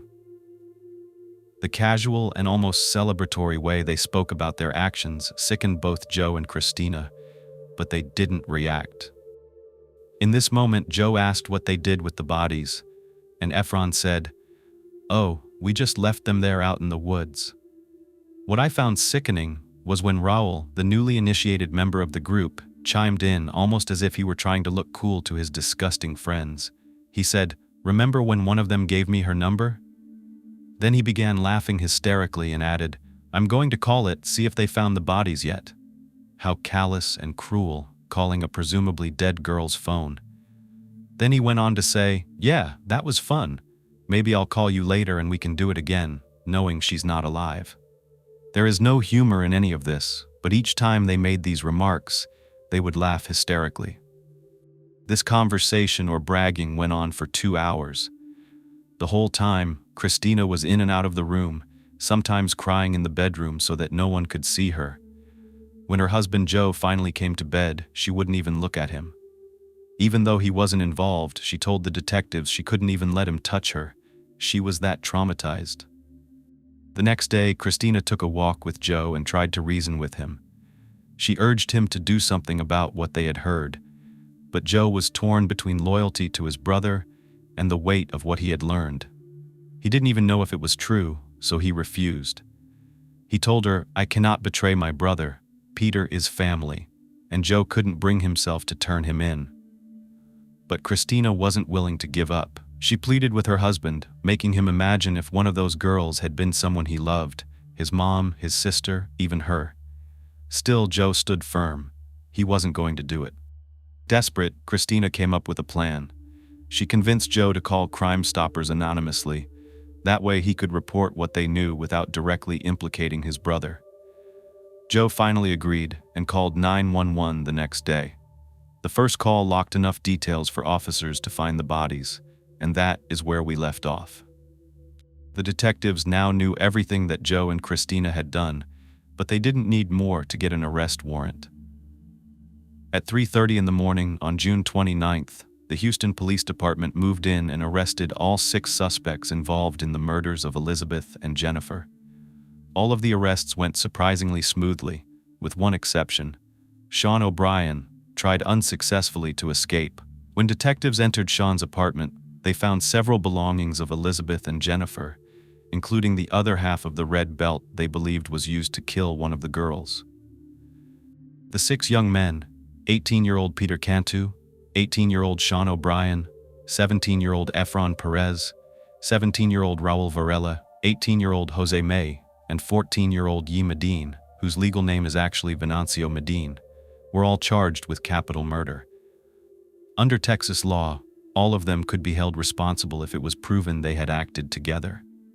When Elizabeth and Jennifer's family found out that 6 men had been involved in the violation and murder of their daughters, they were stunned. How could not one of these boys try to stop it? The Houston community was also horrified. Crimes were common enough, but what happened to Elizabeth and Jennifer went beyond the ordinary. These 2 teenage girls, only 14 and newly 16 years old, were simply walking home through a park, and what they encountered was nothing short of a nightmare, a brutality that shook the entire city. They wondered, was anybody safe? Elizabeth's father felt a wave of relief that Christina Cantu bravely came forward. Even though she was scared, and even though there was danger surrounding her, he knew that without her courage, the people responsible for the murder of his daughter and her best friend Jennifer might have never been caught. Christina's decision to report the crime by insisting that Joe called both 911 and Crime Stoppers was a key moment in solving this case. If she had stayed silent, those responsible might still be free, continuing their horrifying acts. And you know they would have, because, wait, there's more. After the arraignment hearings, the 6 men involved each faced a bond set at $100,000.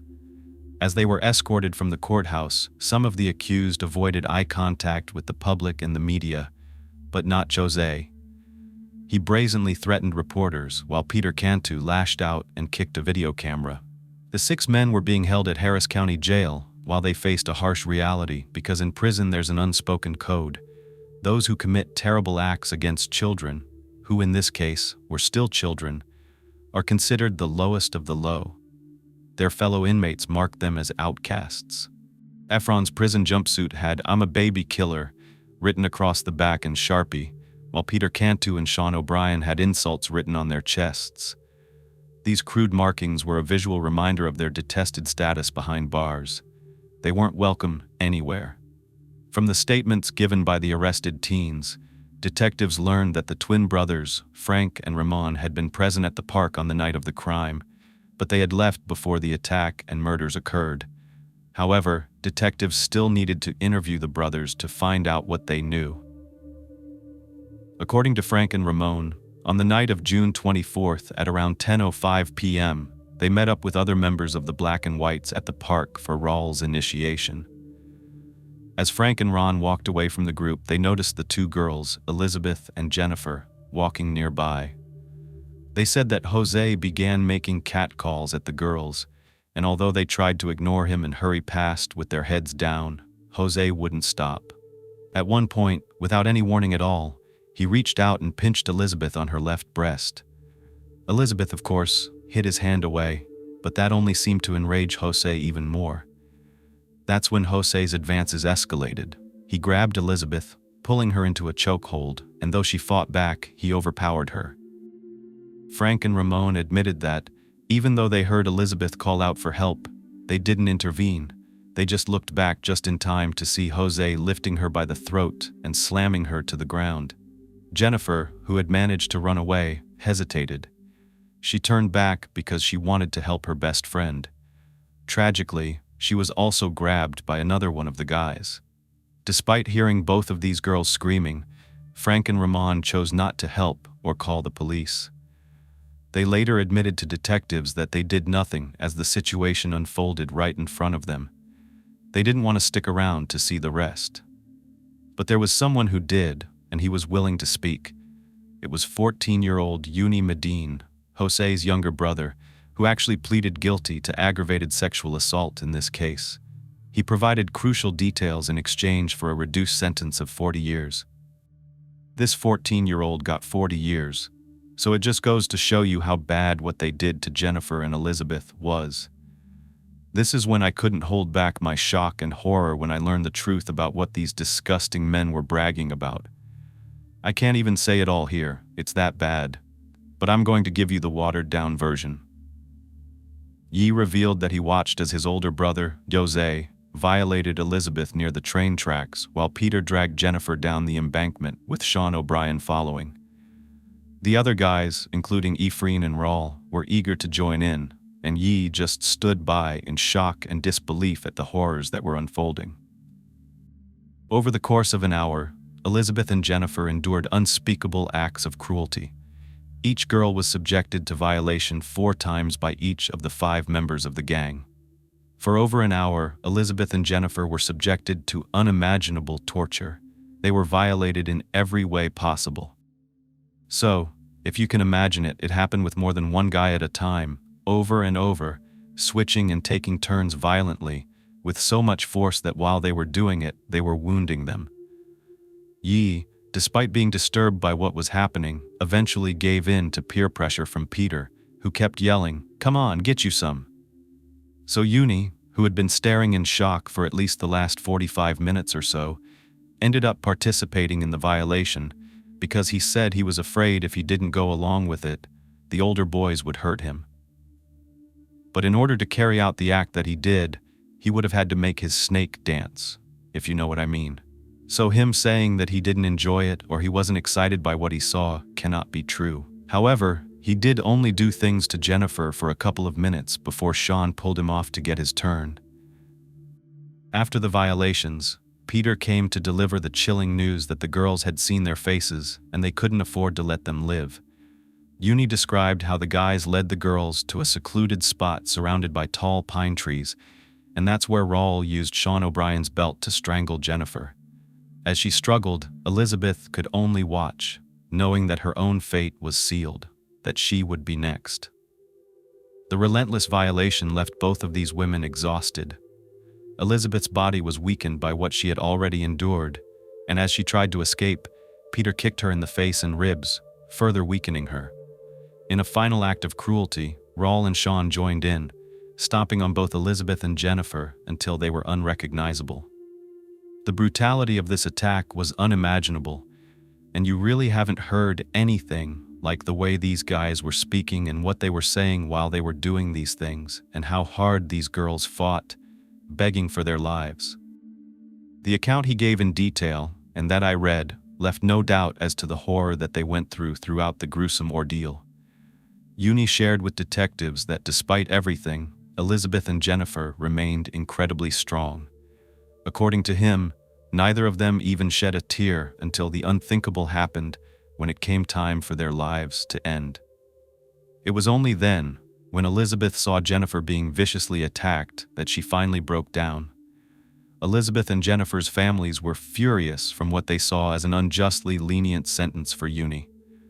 Despite his young age, they believed he deserved far more severe punishment for his role, including the death penalty.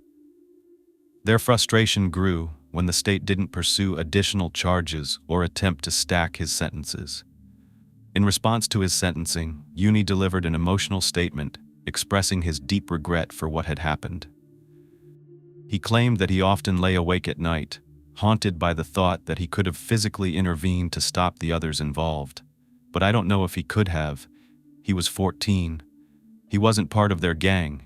He was just brought there with his older brother. Still, he could have run and gotten help. On July 1st, Houston's Heights Funeral Home was the setting for Jennifer's heartbreaking funeral. Hundreds of high school students gathered around, overwhelmed by grief, to pay their respects to their beloved classmate. Jennifer's father, Randy, had planned to give a eulogy, but he was overwhelmed with sorrow, which prevented him from doing so. A family friend took on the difficult task of delivering a heartfelt message on behalf of Jennifer's family, and loved ones. The service was filled with somber music, but also included some of Jennifer's favorite songs, including Whitney Houston's "I Will Always Love You" and Boyz II Men's "End of the Road." When Jennifer's loved ones learned that she had the chance to escape but return to help her best friend, Elizabeth, they weren't even surprised. Jennifer had always been known for her loyalty and her unbreakable bond with her best friend. Her bravery, even in the face of unimaginable danger, reflected the strength of their friendship. They were best friends in life, and now in death. Following Jennifer's service, many mourners made their way to another funeral home to pay their respects to Elizabeth and her family. The next day, a mass was held for her at St. Rose of Lima Catholic Church, where friends and family gathered to honor her memory. Elizabeth was laid to rest at Woodland Garden of Memory Cemetery, while Jennifer was interred in a mausoleum 100 yards away. Their graves were situated diagonally from one another, symbolizing their lasting friendship and the tragic fate that they shared. Vigils and memorials were held across the state in honor of the girls. The Pina and Ehrman families attended as many as they could and were touched by the outpouring of love and support. Letters of condolence arrived from all over the world, including one from President Bill Clinton. The district attorney sought the death penalty for Peter, Jose's, Shah, Efron, and Raul. Since Jennifer's mother, Sandy Ehrman, was set to testify about the jewelry that Jennifer had been wearing when she was killed, which the murderers later stole, she was initially not allowed in the courtroom. However, the judge made an exception, permitting her to attend certain parts of the trial in an effort to ease the burden on the families and the witnesses. The trials for the 5 defendants were scheduled around the same time. Peter Cantu's trial began on January 31, 1994, when the medical examiner presented graphic evidence about the extent of the girls' injuries and the condition of their bodies. Both families had to leave the courtroom. They were unable to endure the horrific details. However, the prosecutor believed it was essential for the jury to see the devastating evidence firsthand. Only by understanding the full horror of what had happened to the girls could they truly grasp the gravity of this crime. After deliberating for only an hour, the jury reached their verdict. Peter Cantu was guilty. During the sentencing phase, the jury was tasked with deciding his fate, and they had to determine whether to impose the death penalty or to consider mitigating factors that would lead to a lesser sentence. At Peter's sentencing hearing, the jury was presented with a detailed account of his troubled past, which I highlighted for you. Ironically, Peter even had a probation meeting the same day that he participated in the brutal murders of Elizabeth and Jennifer. In October of that year, after only 4 hours of deliberation, the jury sentenced Peter to death. When asked by the judge if he had anything to say, Peter's chilling response was as simple as, "Nah. I swear, these kids did not care. I don't even know if I can call them kids. They were adults throughout the entire trial process." Andy Kahn, a director of victim services for Crime Stoppers in Houston, stood by the side of the Pina and Ehrman families, offering emotional support. He guided them through the whole legal process and helped them seek justice for their daughters. After Peter was sentenced, Judge Harmon, who was presiding over the case, wanted to know Kahn's opinion about allowing the victims' families to address the defendant. This was a rare request in Harris County courtrooms at that time in the court's history. There was a law in Texas, part of the Crime Victims' Bill of Rights, called the Victim Impact Statement, which we are now all familiar with, but it had never been used before. This presented a chance for these families to speak directly to Peter Cantu and share the impact his actions had on their lives. While the Pina family chose not to, Randy Ehrman seized the opportunity. He was determined to confront the man responsible for his daughter's death and make him understand the pain that he caused, if that's even possible. The courtroom was filled with Jennifer and Elizabeth's loved ones, their friends, their family, their classmates, and their teachers, all there to support Randy as he prepared to face Peter. As Randy began his victim impact statement, Peter kept his back turned to him, refusing to even acknowledge Rye's presence. But his voice boomed through the courtroom, and he repeatedly demanded that Peter look at him. Throughout the trial, Adolf had been shocked by Peter's complete lack of remorse. It was as though Peter viewed the murders as inconsequential, just casually dismissing the horror that he inflicted. And Adolf thought Peter's indifference was a final insult, as if he were telling the jury, "Yes, I did it, but I killed those girls," with a disturbing shrug of his shoulders, like it didn't even faze him. There were some defense attorneys who were not directly related to this case that actually criticized Rye's emotional victim impact statement. They referred to it as a circus. But remember, this was new in court. Randy was quick to respond to these comments. He asked, "What circus have you ever been to where two little girls were brutally murdered?" Well, his statement shut that down. It was clear that what happened to his daughter and Elizabeth was far from a spectacle. It was a moment of raw, justified emotion. After Peter Cantu's sentencing hearing, an emotional scene unfolded in the courthouse as members of the jury and the Artman and Pend families exchanged tearful embraces. Rye's impact statement, though criticized by some, paved the way for the future victim impact statements that are in Texas today, which are now standard at the end of each trial. When Judge Harmon, who made this unprecedented decision, was asked why he did it, his simple answer was, "It felt like the right thing to do." Okay, I know this is a lot, and we have a lot of guys in this case to go over, but I want to make a point right now. Before Shaw O'Brien's trial even began, Joe Cantu, Peter's brother, contacted the Houston Police Department with more shocking information. Joe revealed that Peter, along with Jose and Sean, had boasted about killing another woman months before the attacks on Elizabeth and Jennifer. According to Joe, these three men had admitted to killing a woman named Lourdes Patricia Lopez in January of 1993. Patricia was 27 years old, a mother of two. She had a 10-year-old daughter and a 9-year-old son. She lived with her father and grandmother, and she was struggling with substance abuse at the time. A friend of Patricia's recalled seeing her for the very last time on January 3rd, around 6 p.m. Later that evening, Patricia called him from a convenience store, saying that she ran out of gas and needed help. When the friend arrived, neither Patricia nor her car was anywhere to be found. That same night, a police officer patrolling Melrose Park discovered the body of a young woman lying on the ground. Initially, the officer thought she might be sleeping, but then it became horrifyingly clear she was a victim of a violent homicide. Patricia was found on her back, partially undressed, with no pants or underwear on. Her knees were bent, and her blouse was unbuttoned, revealing blood stains across her chest and stomach. Then he made a gruesome discovery. She had been slashed in the middle of her torso, with her insides exposed. Nearby, investigators later found her blood-soaked jeans, a belt under her body, and a beer can littering the scene. The autopsy revealed that Patricia had been stabbed multiple times in the back, neck, and abdomen. She had defensive wounds as well, showing that she had fiercely fought for her life. Following Joe's tip, another tip coming from the same man, the brother of Peter, they collected DNA from Peter, Jose, and Sean, and guess what? It confirmed their involvement in Patricia Lopez's murder. I mean, I'm not shocked, but I am that they got away with this, and they got away with so much over the years. So without Joe once again coming forward, they would have gotten away with this other poor woman's murder. The bloodstains on Patricia's jeans matched Jose's DNA, and the fingerprints found on that beer can were Sean's.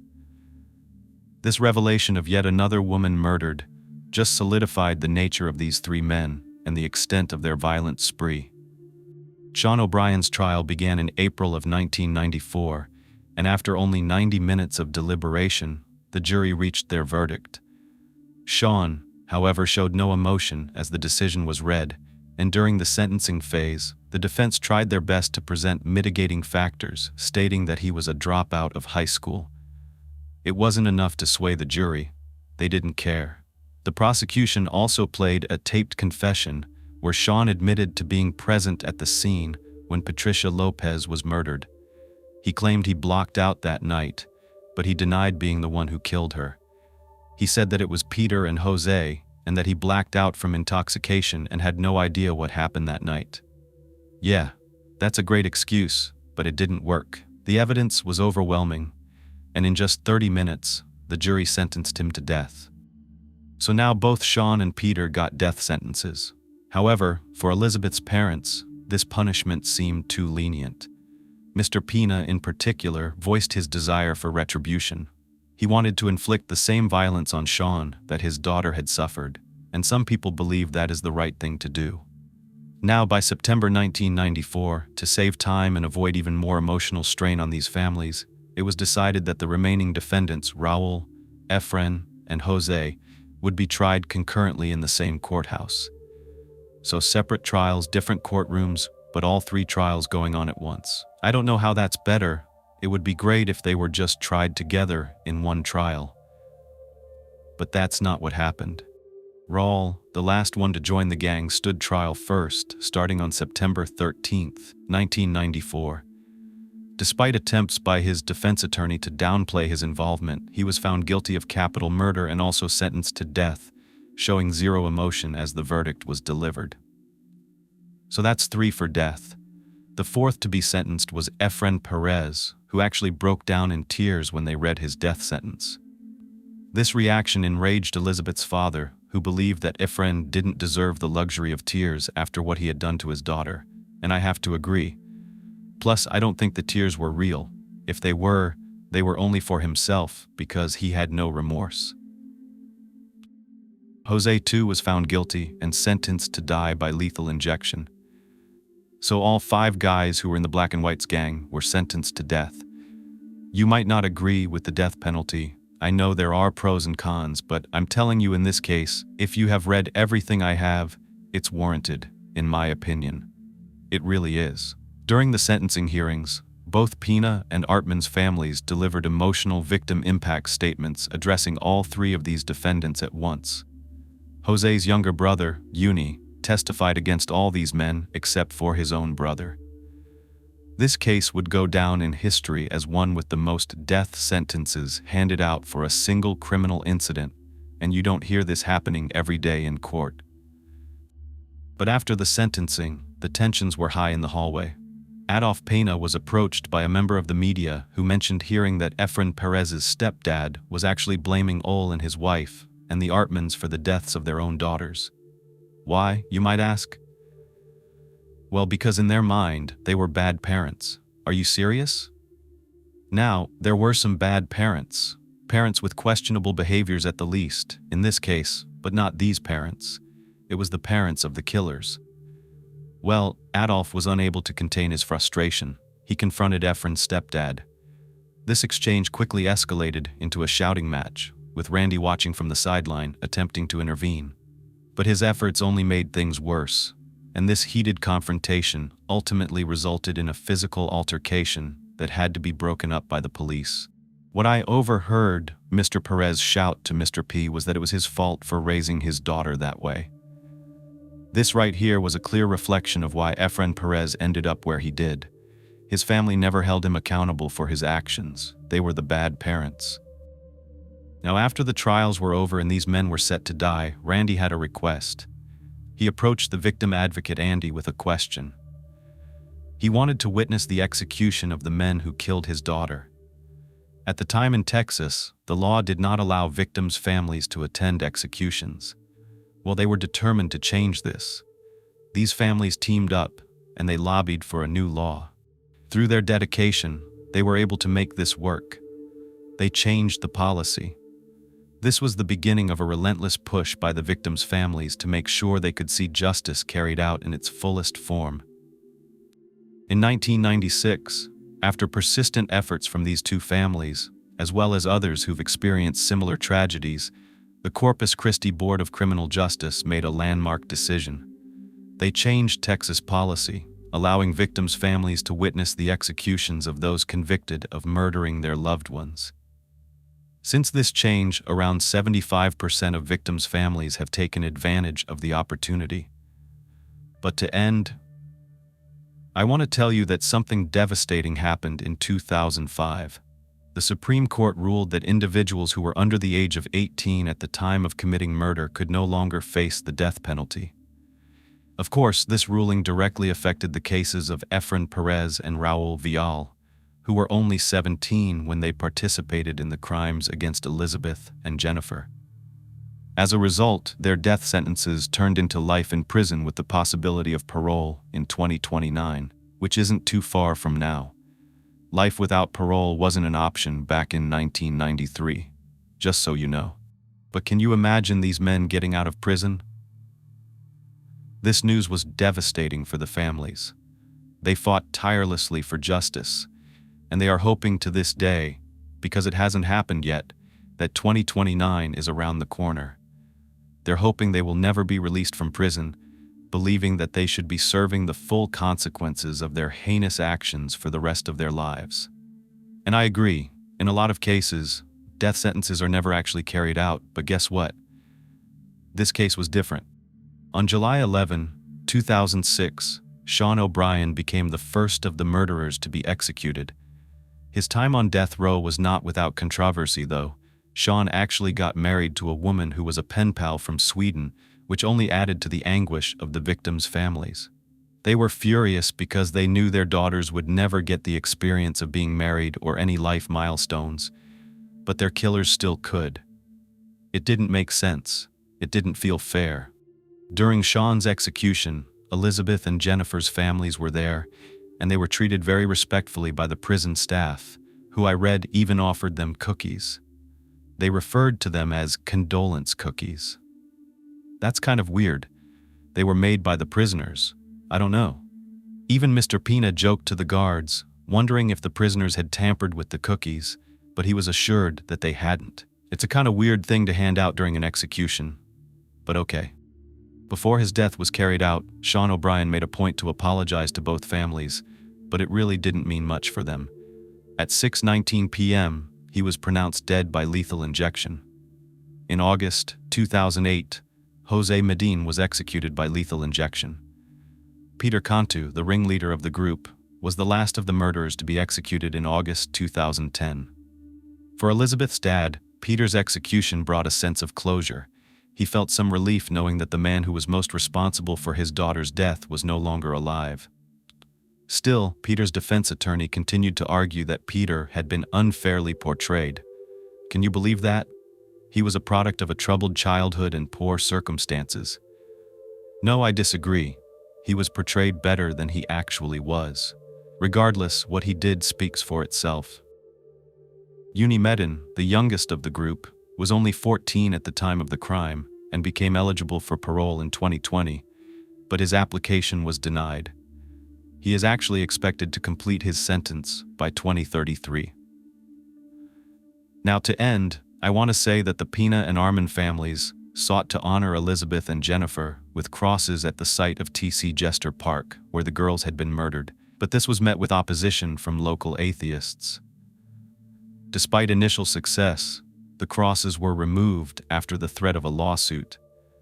It kind of seems extreme. I don't know why they can't just have the crosses there, but instead they put up memorial benches in the spot where they were killed. In a symbolic and emotional ceremony, the benches were commemorated with the release of pink and white balloons into the sky, representing the innocence and purity of these two young girls. The benches are still maintained to this day, and people come to pay their respects. After Jennifer's tragic murder, Sandy and Randy Ehrman made the difficult decision to leave Houston altogether. The city held way too many painful memories for them, and the weight of the loss became too much for them to bear. Randy was once a dedicated advocate for crime victims, but he found himself withdrawing. Instead, he turned to alcohol to cope and admitted to drinking 24 beers a day at his worst moments. Eventually, Randy passed away in 2014 from lung cancer. The murder of Elizabeth left a deep and lasting wound on her parents and their family. Although she was no longer physically present, her memory remained alive in their hearts. After their murders, the Ehrman and Pina families urged parents to treasure the moments they have with their children because they were speaking from experience, emphasizing that life is unpredictable and that the time we have with our loved ones can be cut short in an instant. The pain of losing a child is a stark reminder of how fragile life truly is.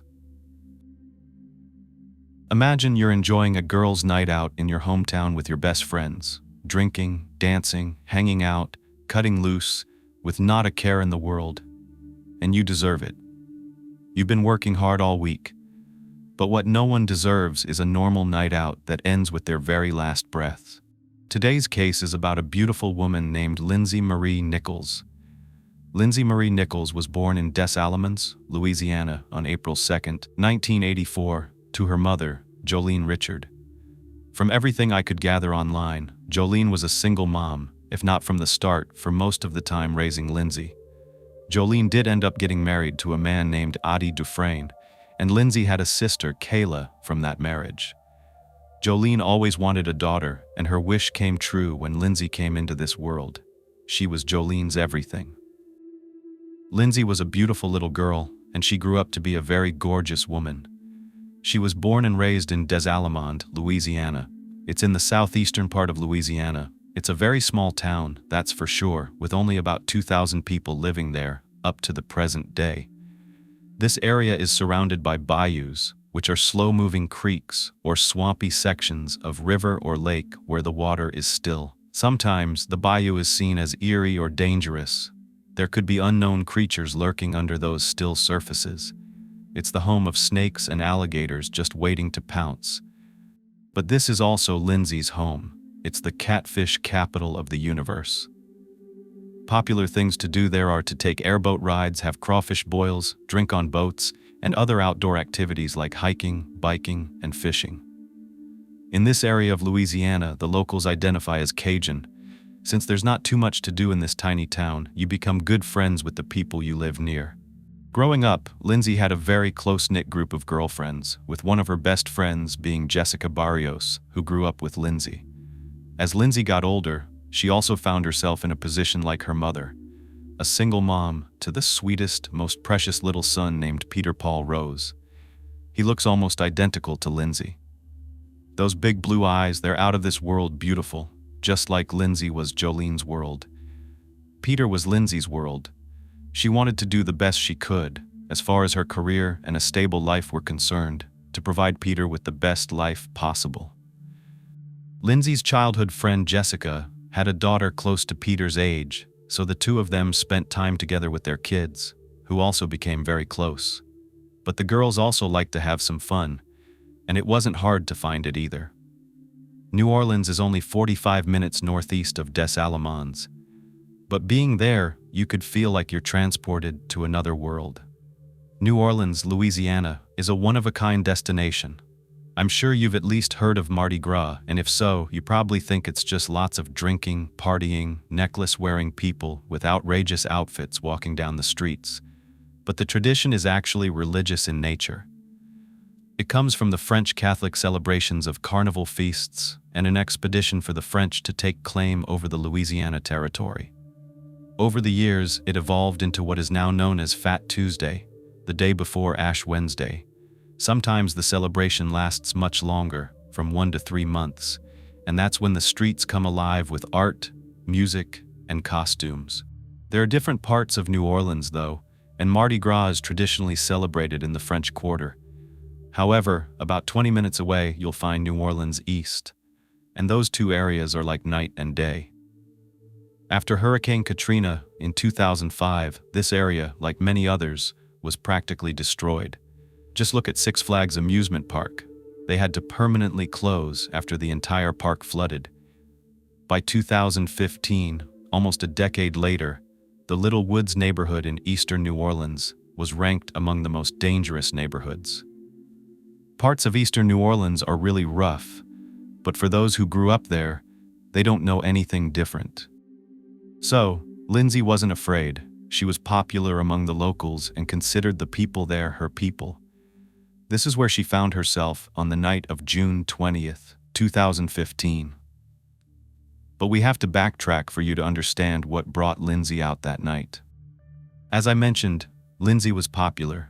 Because of how pretty she was, she got into modeling. She did a lot of it, and it was clear that she really enjoyed getting dolled up, having her pictures taken, her hair, the makeup, everything. And it was obvious that men liked looking at her too. Generally speaking, Lindsay was sexy, so those were the types of pictures taken of her, either in lingerie or a sexy dress. I mean, she looked good in anything, even when the pictures weren't professional. You could tell from the comments, Lindsay knew she caught the attention of men easily, though this sometimes meant unwanted attention too. But Lindsay was sweet, kind-hearted, and made friends easily. She wasn't the type to give anyone any issues, and that's why she was popular. She made people feel important, and she was fun. Lindsay liked to go out. She liked to have drinks, loved Outback Steakhouse, to dance, spend time with friends, and of course, in order to play hard, you usually have to work hard. By the summer of 2014, Lindsay was looking for a job. She wanted something serious and ended up finding one, although it took her out of Louisiana and into Texas. By October 2014, Lindsay was saying goodbye to her Louisiana friends on Facebook and moving. Lindsay worked as a timekeeper at Texas construction sites, constantly moving to different work sites all day, every day. She was a hard worker, very serious about her position, but anytime she had off from work, she wanted to go back home and be with her core group of friends. That was Jessica Ann, Lauren, and Jessica Barrios. Since Lindsay was outgoing, funny, and fun to be around, she had lots of friends and even more acquaintances. But her close girlfriends were the ones she couldn't wait to get back to. She would go back and forth every few months until she moved back to Louisiana. According to Lindsay's Facebook, she posted that she had actually bought a place and was coming home to pack and move. That was on May 24th, 2015, and it was an exciting time. Summer was coming up, and there was a lot to do in New Orleans. By June, Lindsay was back in Louisiana and eager to meet up with her girls for a girls' night out. It was Saturday, June 20th, 2015. Lindsay was back in town and ready to party. By 9:30 p.m., she was calling her friends. She called Jessica Ann first. Jessica was in the middle of getting her hair done, but could tell Lindsay was excited to get out and have fun that night. Lindsay's friends knew she was back in town and wanted to cut loose because she had been working so hard. As I mentioned earlier, Lindsay worked 7 days a week, sometimes 12 hours a day. Her job meant she had to travel to different locations doing timekeeping in the construction industry, which can be a pretty fast-paced career. Knowing this, her friends didn't want to let her down. Jessica was ready to celebrate that Lindsay was back in town. She hadn't seen her in quite some time. They decided to go get some drinks and hang out for a while. They went to a sports bar called Gabby's. They also invited Lauren, but she couldn't make it since she couldn't find a babysitter that night. Lauren decided to stay home, saying they could do something another time. Gabby's is located in New Orleans East. There's food, pool tables, drinks, and music. Plus, the girls knew just about everyone in the area, so once they got there, they were bumping into people left and right, saying hello, hanging out, having drinks, and having fun. Usually when the girls go out, Jessica is the one who heads home first. She's kind of looked at as the mom of the group, down to earth, grounded, and cautious. She's the type who has to be home by a certain time. So, as it got later, past midnight, Jessica let Lindsay know that she was planning on heading home. But before they said goodnight, they decided to go to another bar called Spice Bar and Grill. It was about 1 a.m., and they were going there to meet up with another friend, Melanie. Melanie was going to continue hanging out with Lindsay, while Jessica planned to go home. At this point, Jessica was feeling uncomfortable. The night had worn on her, and she'd had enough. She wanted to leave. It wasn't as though Jessica didn't like Spice or the atmosphere. She just felt weird, for whatever reason, and kept telling Lindsay they should call it a night. However, Lindsay, who hadn't been out in a while, wanted to continue partying. Just before Jessica left, a guy named Bam showed up. Bam was someone the girls were familiar with. They had hung out before. He wasn't exactly a close friend, but also not just an acquaintance, someone Lindsay had known for a couple of years. By this point, it was about 1:30 a.m., and Jessica decided to leave while Melanie, Bam, and Lindsay decided to continue the party. It was Father's Day just after midnight, and Lindsay offered to buy Bam a drink and take the group to a strip club. After parting ways with Jessica, the three of them headed to a place called Passion Strip Club.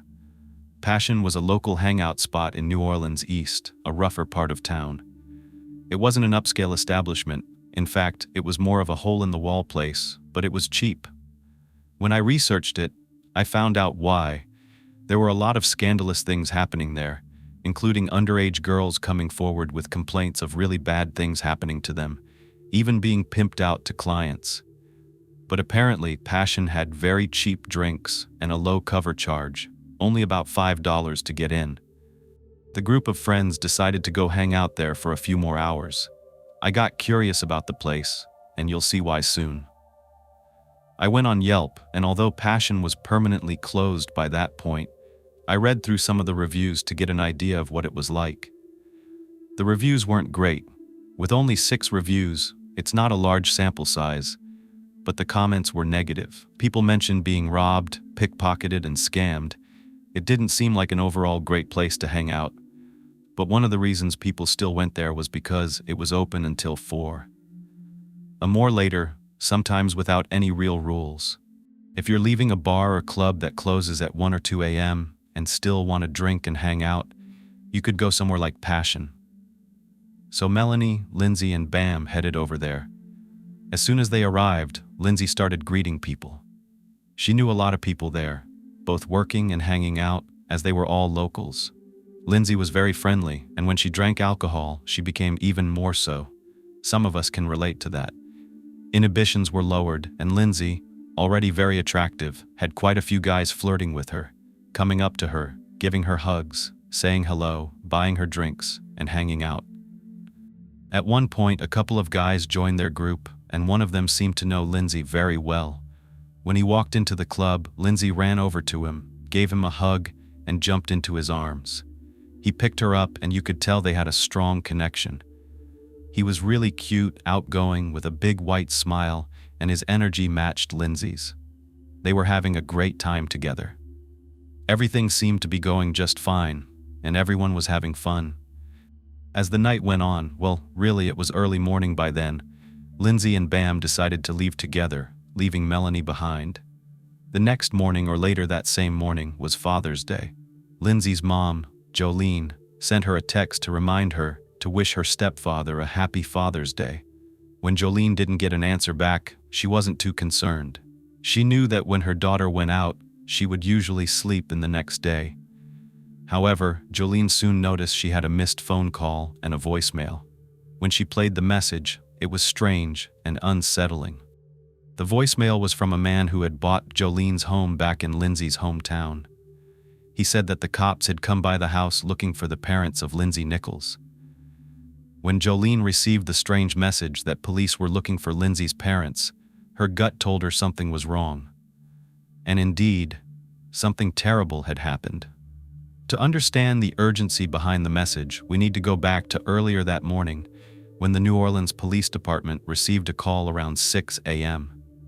Security officers reported an abandoned, possibly stolen vehicle on Michoud Boulevard in New Orleans East. This area, a desolate stretch of road near the abandoned Six Flags amusement park, didn't raise immediate alarm, so no officers were sent out right away. However, another call came in around 8 a.m. This time, the caller reported that the same vehicle was now on fire. Describing it as a black vehicle with dark-tinted windows, the caller wasn't sure if anyone was inside, so the fire department was dispatched to the scene immediately.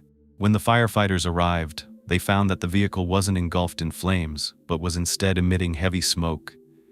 As they worked to douse the fire, they opened the vehicle doors to let the smoke escape. It was when they reached the trunk that they made a horrific discovery: a human body inside, no longer alive. This shocking find quickly escalated the situation to a homicide investigation, and Detective Robert Barrere, a seasoned and respected homicide detective, was called to the scene. As firefighters halted their work, the investigation officially began. The location, a desolate area surrounded by nature, swamps, and forests with no one around for miles, seemed suspicious. Just 2 minutes away from the now abandoned Six Flags amusement park, it was a place that used to draw thousands of visitors, but now stood isolated. Detective Barrere arrived at the scene to examine the vehicle and its surroundings. Upon opening the trunk, he found the partially burned body of a white woman with blonde hair. Because the fire hadn't fully consumed the car, much evidence was preserved, making it clear this was a deliberate attempt to destroy both the body and any trace of the crime. One key detail that stuck out to investigators was that the fire had been started using lighter fluid bottles, which were still intact in the vehicle. This amateurish attempt at arson left many clues behind, making it easier for Detective Barrere to reconstruct what had happened. The body inside was burned, but not beyond recognition. Her tattoos, one on her arm and another on her hip, were still visible, and investigators soon found a driver's license in the driver's side door. This driver's license led them to preliminarily identify the body as 31-year-old Lindsay Nichols. At that moment, Detective Barrere's mind began to race with questions. What had brought Lindsay to this remote location, dressed in a little black dress fit for a night out in the city, nowhere near any clubs or nightlife? As Detective Barrere processed the scene, he couldn't help but reflect on the personal connection to the case. Having just said goodbye to his own children on Father's Day before responding to this call. Despite the heavy emotional toll, he remained focused on the task at hand. Lindsay's body was discovered in a fetal position, bearing burn marks, but it was evident that she had also been shot. As investigators cleared items from the trunk, they found a firearm, charred but still recognizable. Every clue pointed to a calculated murder, though poorly executed in its cover-up. This gave Detective Barrere and his team a grim window into the final moments of Lindsay's life. Once the photographs were taken, documenting every angle of the vehicle, inside and out, and the surroundings of the crime scene, it was time to remove Lindsay's remains. As investigators handled this difficult task, they were painfully aware that this desolate, smoky trunk had become her final resting place, making the discovery all the more tragic and personal for everyone involved. It's so inhumane and devastating, but the procedures have to be followed. Now they can finally remove her, and when they did, they made an even more horrific discovery. It was obvious that she had been strangled, and there were actually multiple gunshot wounds to her body. How does this beautiful, vibrant, loving, hard-working woman, who's only 31 years old, who's out enjoying friends and having a homecoming of sorts, come face to face with an absolute monster? That's exactly what detectives want to know, and it's crucial that they find out as much as they can as fast as they can. The first 24 to 48 hours are crucial when you're dealing with a homicide investigation. They've already preliminarily identified her with not only her driver's license, but they also went ahead and ran her license plate. The number came back to Lindsay Nichols. They also retrieved an identification lanyard that she would wear around her neck when she was working, and there was a photograph of Lindsay and her son Peter on it. This part was heartbreaking to me. One of the investigators pulled that item from inside the vehicle, and he took note of what it said on the back. It emphasizes safety, and it says, "Why I soar for safety, so why I choose to be safe," and it's a picture of her and her son. It just humanizes the entire situation, because you realize that this person had a family, this person has a son, and she's not coming back to him. One thing that the death investigation technicians were able to ascertain was that her body was in full rigor mortis. It was very stiff, so they estimated that she was killed sometime between midnight and 5 a.m. But at this point, she's transferred to the morgue for a full autopsy. When Lindsay's removed from the trunk, the investigators are able to get inside and collect evidence left behind.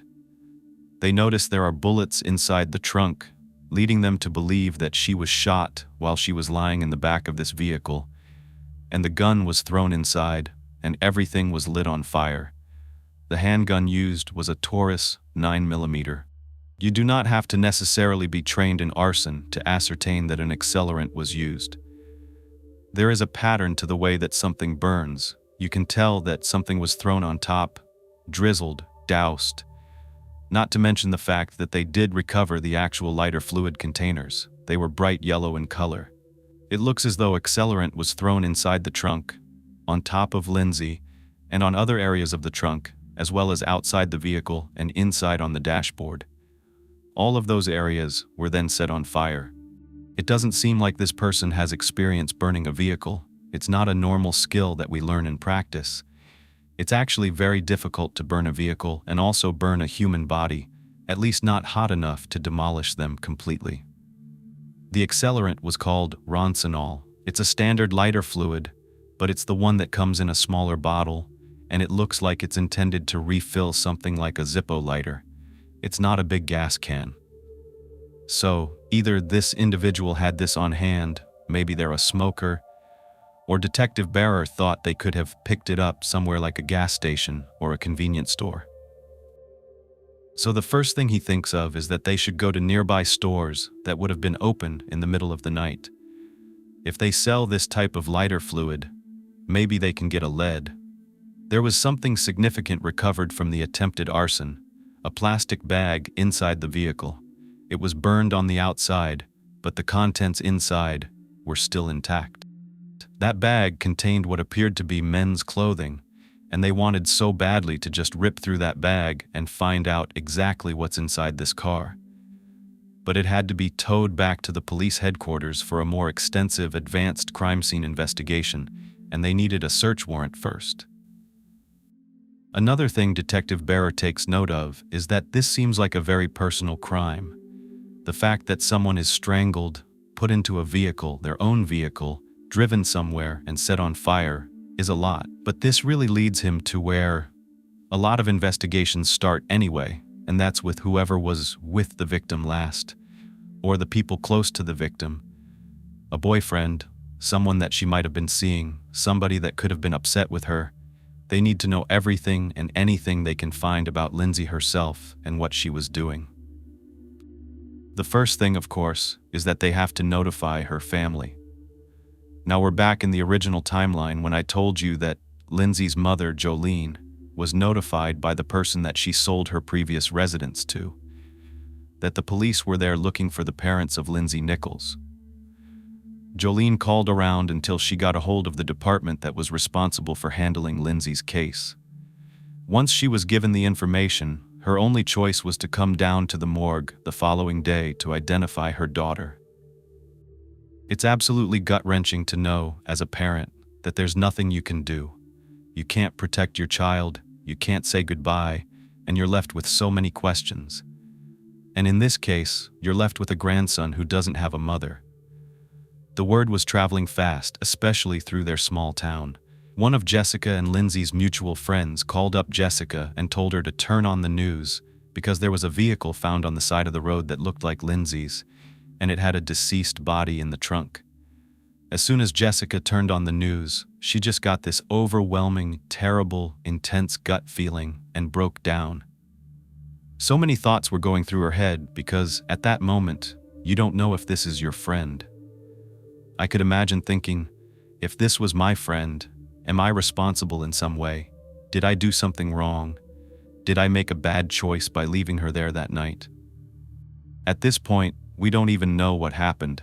We don't even know if Lindsay had spoken to anyone after she left Passions. Because it was the only thing that her friends and family could do, they went to visit the morgue. They were there to support one another, and within 24 hours of her body being found, she was positively identified as Lindsay Marie Nichols. But that's not the hardest part. Jolene had to explain to Peter why his mom wasn't coming home. Peter was 9 years old. Jolene doesn't have experience letting a child know that their mom has been killed. It's not something you can plan for. It's not something you practice, and she didn't know how to break the news. As she was trying to explain it, to say, "Your mommy's been shot, she's been killed," Peter didn't think she was serious because how can a child's mind understand what's going on? I mean, adults have a hard time processing this, and it's all happening so fast, let alone a child's mind that's not even developed yet. I had to listen to Jolene explain this part, and it had me in tears because when they tried to tell Peter, he just kept thinking that they were teasing him, that they were just being funny. It's not something that you would joke about, but again, in a child's mind, he just thought they were being silly. When he finally realized that they were telling him the truth, that this is what really happened to his mom, of course, Peter couldn't handle it. There was just so much crying, so much heartbreak. It's gonna change that child's life forever. I've heard this in other stories that I've done, where family members don't get the chance to see their loved one, they don't get to see the body and say goodbye, So there isn't this closure. Although they've been told their loved one is deceased, they're gone. There's no way for them to close that chapter because they just can't put their hands on them, say goodbye, and see it for themselves.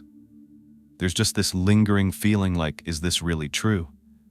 Clearly it is in these cases, but I can understand that disconnect of not having that proof, not having that moment where your brain can really wrap around what's going on. One of the biggest questions in everyone's mind is, who could have done this to Lindsay? Her mom has no clue.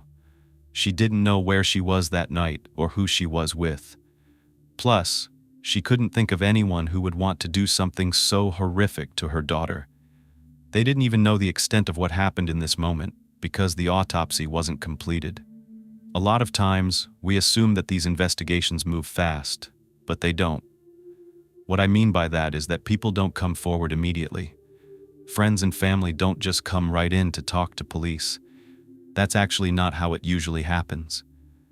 Detective Bearer has to track down the most credible witnesses, not just anyone and everyone that knew the victim. By this time, it's getting later into the evening. By the time everything was processed and brought back to the station, Detective Bearer says, "You know what? I think we should start with the lighter fluid, because he had that hunch that it could have been purchased nearby. If so, they could pull security footage, which would give them a visual on the suspect. Rather than wait to understand exactly what happened and who Lindsay was with, it's almost their best witness, a camera. You don't have to worry that the camera is lying or didn't remember correctly. It's right there in front of you." So he sets out, going store by store, to ask if this particular lighter fluid was purchased in the last day or so. He's also narrowing it down to a store that would be open 24 hours because, in his mind, this was something spur of the moment. It wasn't planned, especially with how haphazardly everything was carried out. He thought this was something the perpetrator did in the moment, either right after committing the crime or while they were in the commission of this crime. Because of the rigor mortis, he had a preliminary timeline. He went to a number of these stores, and either they didn't sell that brand of lighter fluid, or they hadn't sold it to anyone in the last couple of days.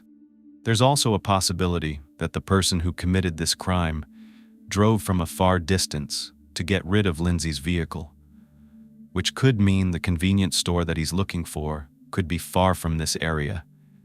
He doesn't have a lot of time. It's much more important for him to go back to the station and do things he can do from there. One of those things is looking through social media, because these days, with modern crimes happening within the last 10 years or so, we have social media. We have that social media footprint, so we can go backtrack. Maybe Lindsay posted something. There's Snapchat, Instagram, YouTube, Facebook. So that is the next plan of action. Another thing they can get from social media is potential witnesses. Friends who can provide them with more information in an interview-style sit-down meeting the next morning. I feel like investigators do not sleep. It seems like they are always doing something, even at home. Not that they want to bring their work home, but going through social media is something all of us can do right here, right now. We can be armchair detectives. A lot of crimes have been solved recently because of social media. Gabby Petito comes to mind, with the internet coming together to look for clues from all over the country, if not the world. Especially when you're invested in a crime, someone like Detective Bearer, this is their job. They're invested, and they're going to spend hours and hours scouring the internet for clues. I wouldn't say that Lindsay had a big social media presence, but because she was interested in modeling, she did have a lot of photos on her Facebook page. Her Facebook is still up, it's in remembrance mode, but there are a lot of beautiful photos of Lindsay. There were also a couple of posts within the last few weeks, even the last day before the crime happened, that were suspicious, or at least of interest to detectives. This one is from June 8, 2015, and it said, "Some just makes my nerves bad as, so glad I moved and certain people don't know where I live anymore. Just saying." This was only a few weeks before Lindsay ended up dead. What did it mean that she had something getting on her nerves? That she was nervous about something? Was she upset and she was glad that she moved? Was there someone following her, stalking her? And she says, certain people. So who are these certain people or person? Could they have followed her from Texas back to Louisiana? She says she's glad they don't know where she lives anymore, but do they know where she goes out?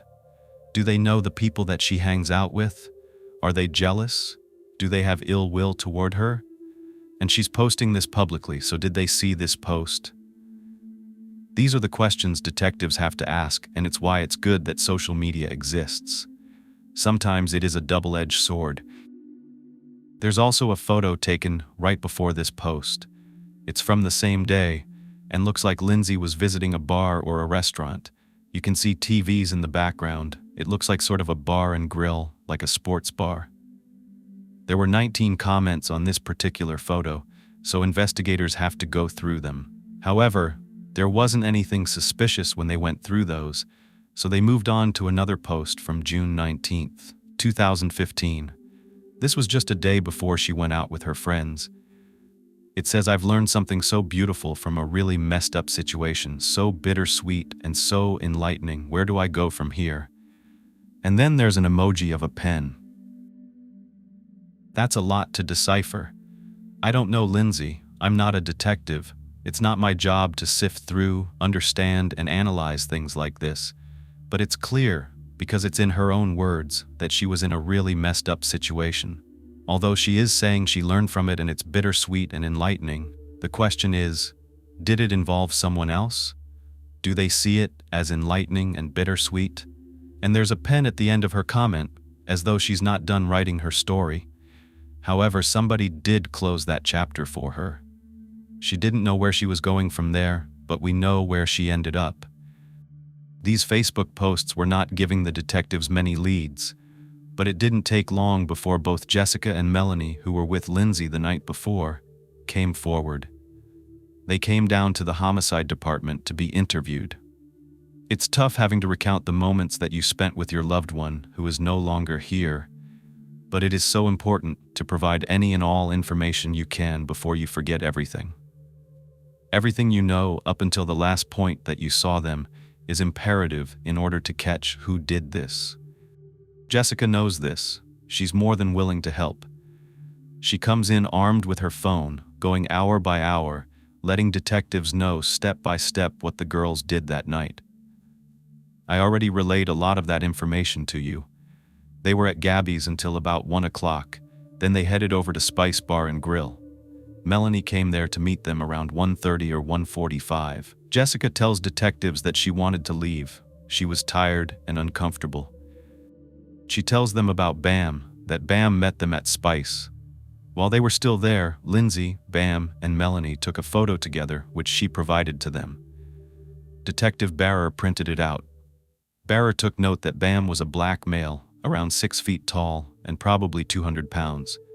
He definitely needs more information about this man, including his real name. So he presses Jessica about whether Lindsay had any violent relationships in the past, boyfriends. And Jessica almost instantly, before he's even done asking the question, butts in and insists a boyfriend did not do this to Lindsay. She says, "This is not going to be a boyfriend that did this." And she adds that sometimes when Lindsay gets drunk, she becomes overly friendly. Now Barrer needs to speak with Melanie, and Melanie's waiting in another interview room for him to arrive. He needs the timeline to be picked up from where Jessica left off. Melanie tells Barrer she doesn't think they got to Passions until around 3 o'clock in the morning. She explains that Lindsay drove Bam to Passions and that she followed them in her own car. Barrer wants to know more about Bam, and Melanie says she doesn't know him, but she does think that Bam must know something because he was the person that Lindsay left Passions with. Then she plays an audio recording of a phone call between her and Lindsay. By the way, I was confused about how she recorded the call. This had me so mind-boggled. Maybe I'm thinking too hard because I can actually hear it ring in the beginning, and then I hear Lindsay pick up. Melanie's asking her, "Where are you?" But how does she have this recording? Let me know in the comments. How is she recording this? I just had to let that part go because I didn't understand how to do it. I know you can pull up voice messages and all that, but an actual phone call? Lindsay, in her own words, telling Melanie that she's GPSing back to Bam's car. This was after Lindsay and Bam decided to leave. Melanie asks her where she's going after this. She tells her she's going to hang out with her people from the east. She's referring to New Orleans East. Listening to that call, Melanie breaks down because Melanie had said, "Call me if you need me," and then you just hear Lindsay's laugh. That hurts because she did need someone. She may not have thought she would, but she needed someone. She probably felt like she had everything under control in any situation, especially because of this next bit of information that Melanie provides. Lindsay had a gun. Melanie explains that if Lindsay felt safe with you, she would leave the gun in her center console. But if she didn't feel safe, she would keep the gun in the side door of her car and keep her arm down near it. Barra then asks if Lindsay was with anyone else that night at Passions, and she explains that Lindsay must have known a number of people there because she was having all kinds of friendly conversations, hanging out with both dancers and people at the bar. Melanie said that Lindsay must have known this one guy really well because she jumped into his arms when she saw him. However, Melanie has no idea who any of these people are. From the information that Jessica and Melanie provided, Barra has narrowed down the timeline to a 3 to 4 hour period that's unaccounted for. From about 4 a.m. until the first call came into police about someone seeing Lindsay's black Honda Accord on the side of the road. So at this point, the biggest lead they have in this case is that Lindsay left with a man named Bam. They know what he looks like from the photo that Jessica shared with them, and they're able to put his name into the system. They somehow get information about where Bam lives, so they decide they're going to pay him a visit. Right now, everything is pointing to Bam. Either he had something to do with it, or he knows something. There was not a lot of time that passed between the moment they left Passions together and when that car was found on the side of the road. So what happened?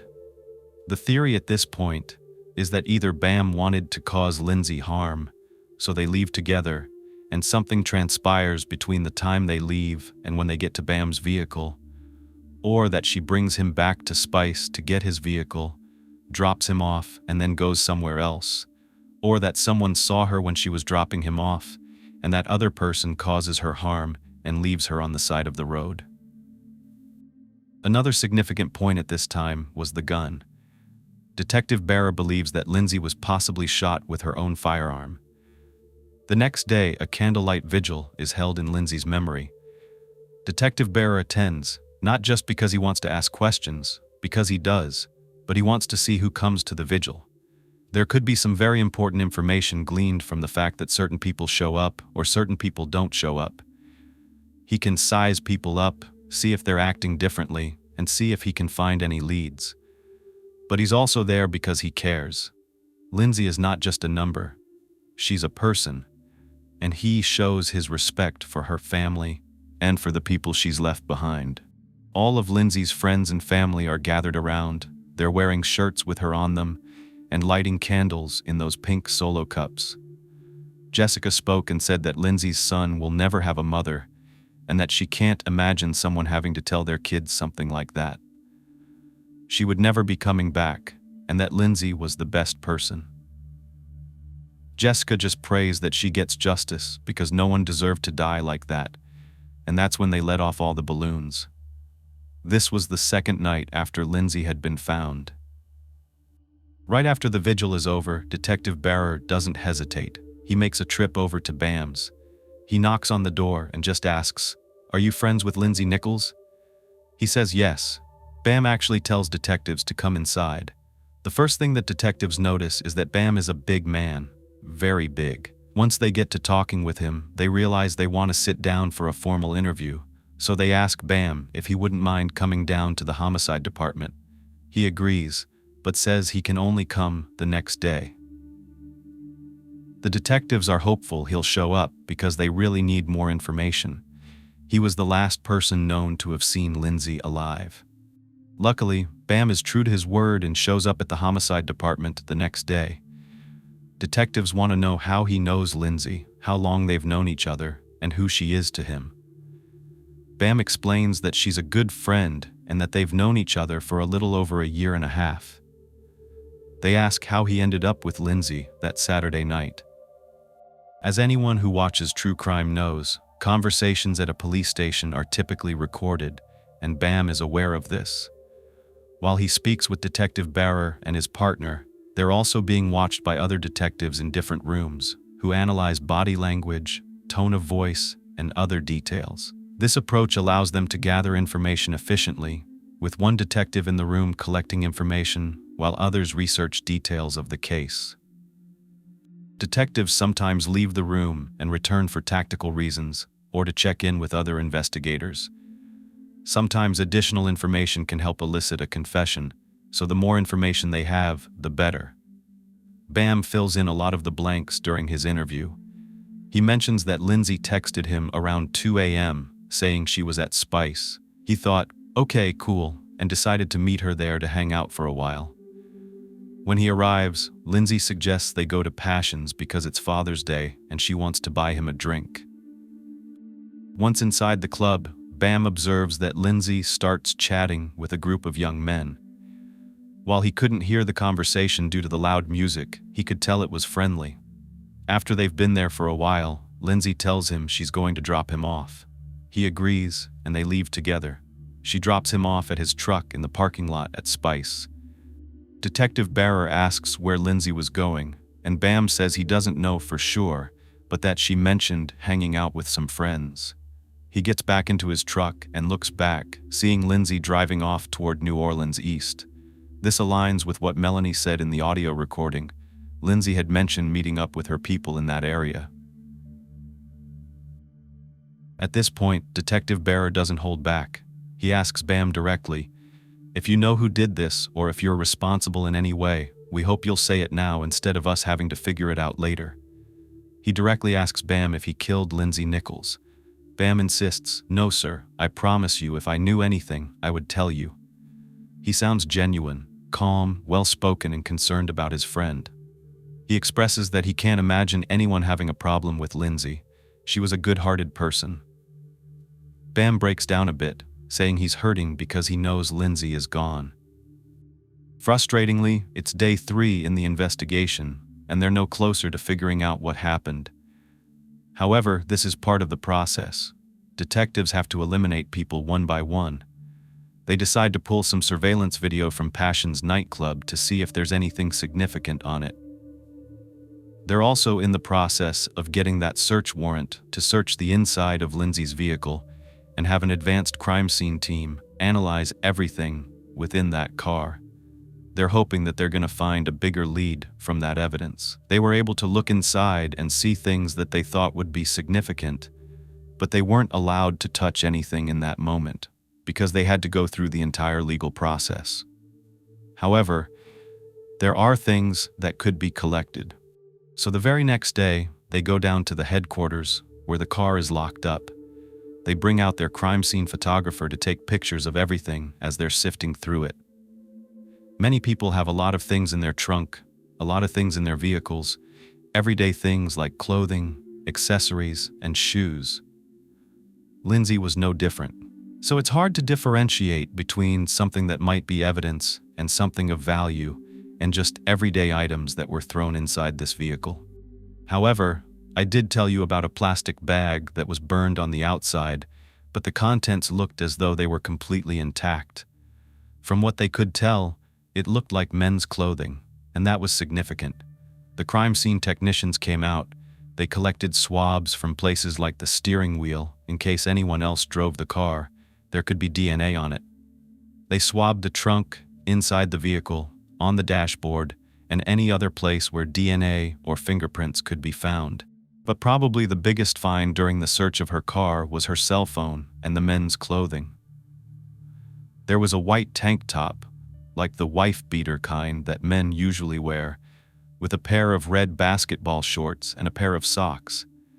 The tank top looked like it had blood on it, and you could clearly see there were red blood stains on the socks.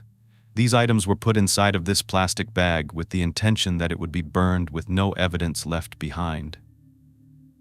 The most likely scenario is that the killer was wearing this outfit, and when he was done committing the crime, he undressed, threw his clothes inside, and doused the entire vehicle, including the trunk and Lindsay, with lighter fluid, hoping that the entire car would burn to ashes.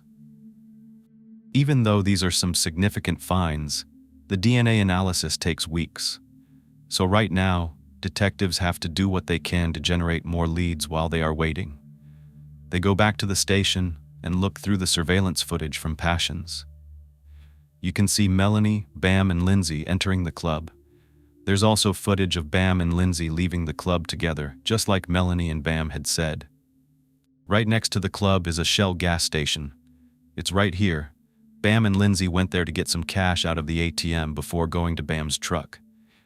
While looking through this footage, detectives are trying to see if there's anything that contradicts the story that Bam gave, or anything suspicious, like, was he waiting for her to take money out? Was he threatening her for the cash? That's not the case, and nothing's out of the ordinary.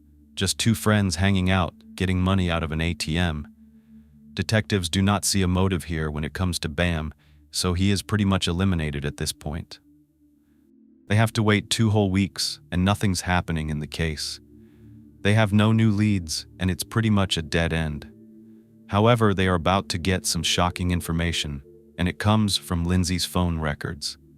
Detective Rare is going through Lindsay's call log, incoming and outgoing, and you could not believe what he saw.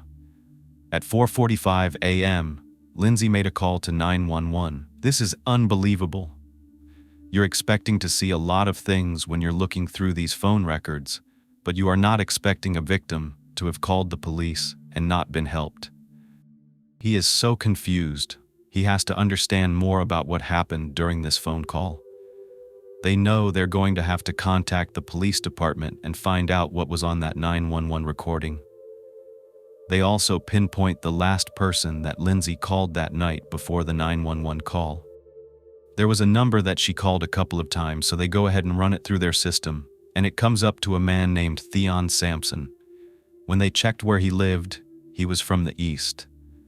You recall on that phone call, Lindsay said she's gonna hang out with her people from the east.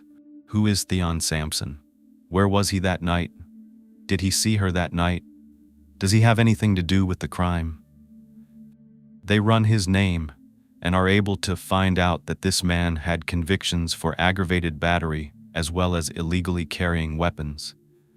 They also pulled some photos of him and submitted a search warrant so they can pull his phone records. Meanwhile, they go down to the police department where the 911 call center is, and they request to listen to that recording. Get this, when they go over there and pull these records, one of the custodians that was helping them actually shows them that Lindsay provided her full name to the 911 operator. Lindsay tells the 911 dispatcher that she's hiding from 2 men in her car. She had to run away and hide from them because they were trying to get her to perform a sexual act that she was not comfortable with. She didn't want to do that with these men, and after refusing their sexual advances, she ran and hid. They found her in her vehicle, and that's when she was on the phone with 911. She tells them, "I'm gonna have to shoot them." At this point, she has her gun and is in her car, all the while with no officers coming out. Instead, the 911 operator is listening to this crime unfold. It's 2 against 1, and they get her gun. After that, there are some very nasty words that are spewed out of these men's mouths toward Lindsay. Very dehumanizing, disgusting, derogatory, just vulgar statements made toward this woman. Then there is just this extended period of time where you can hear this poor woman struggling to save her own life. After that, the call is dropped.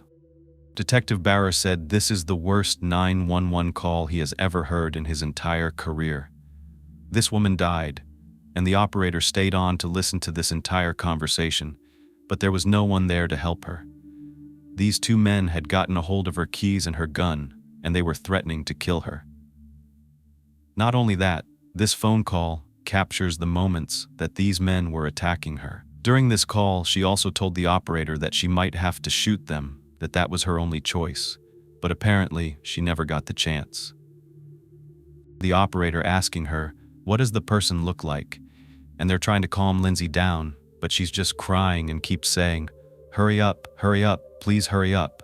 Lindsay pleading with the perpetrators, telling them, "Please, please, just put down the gun and give me back my keys."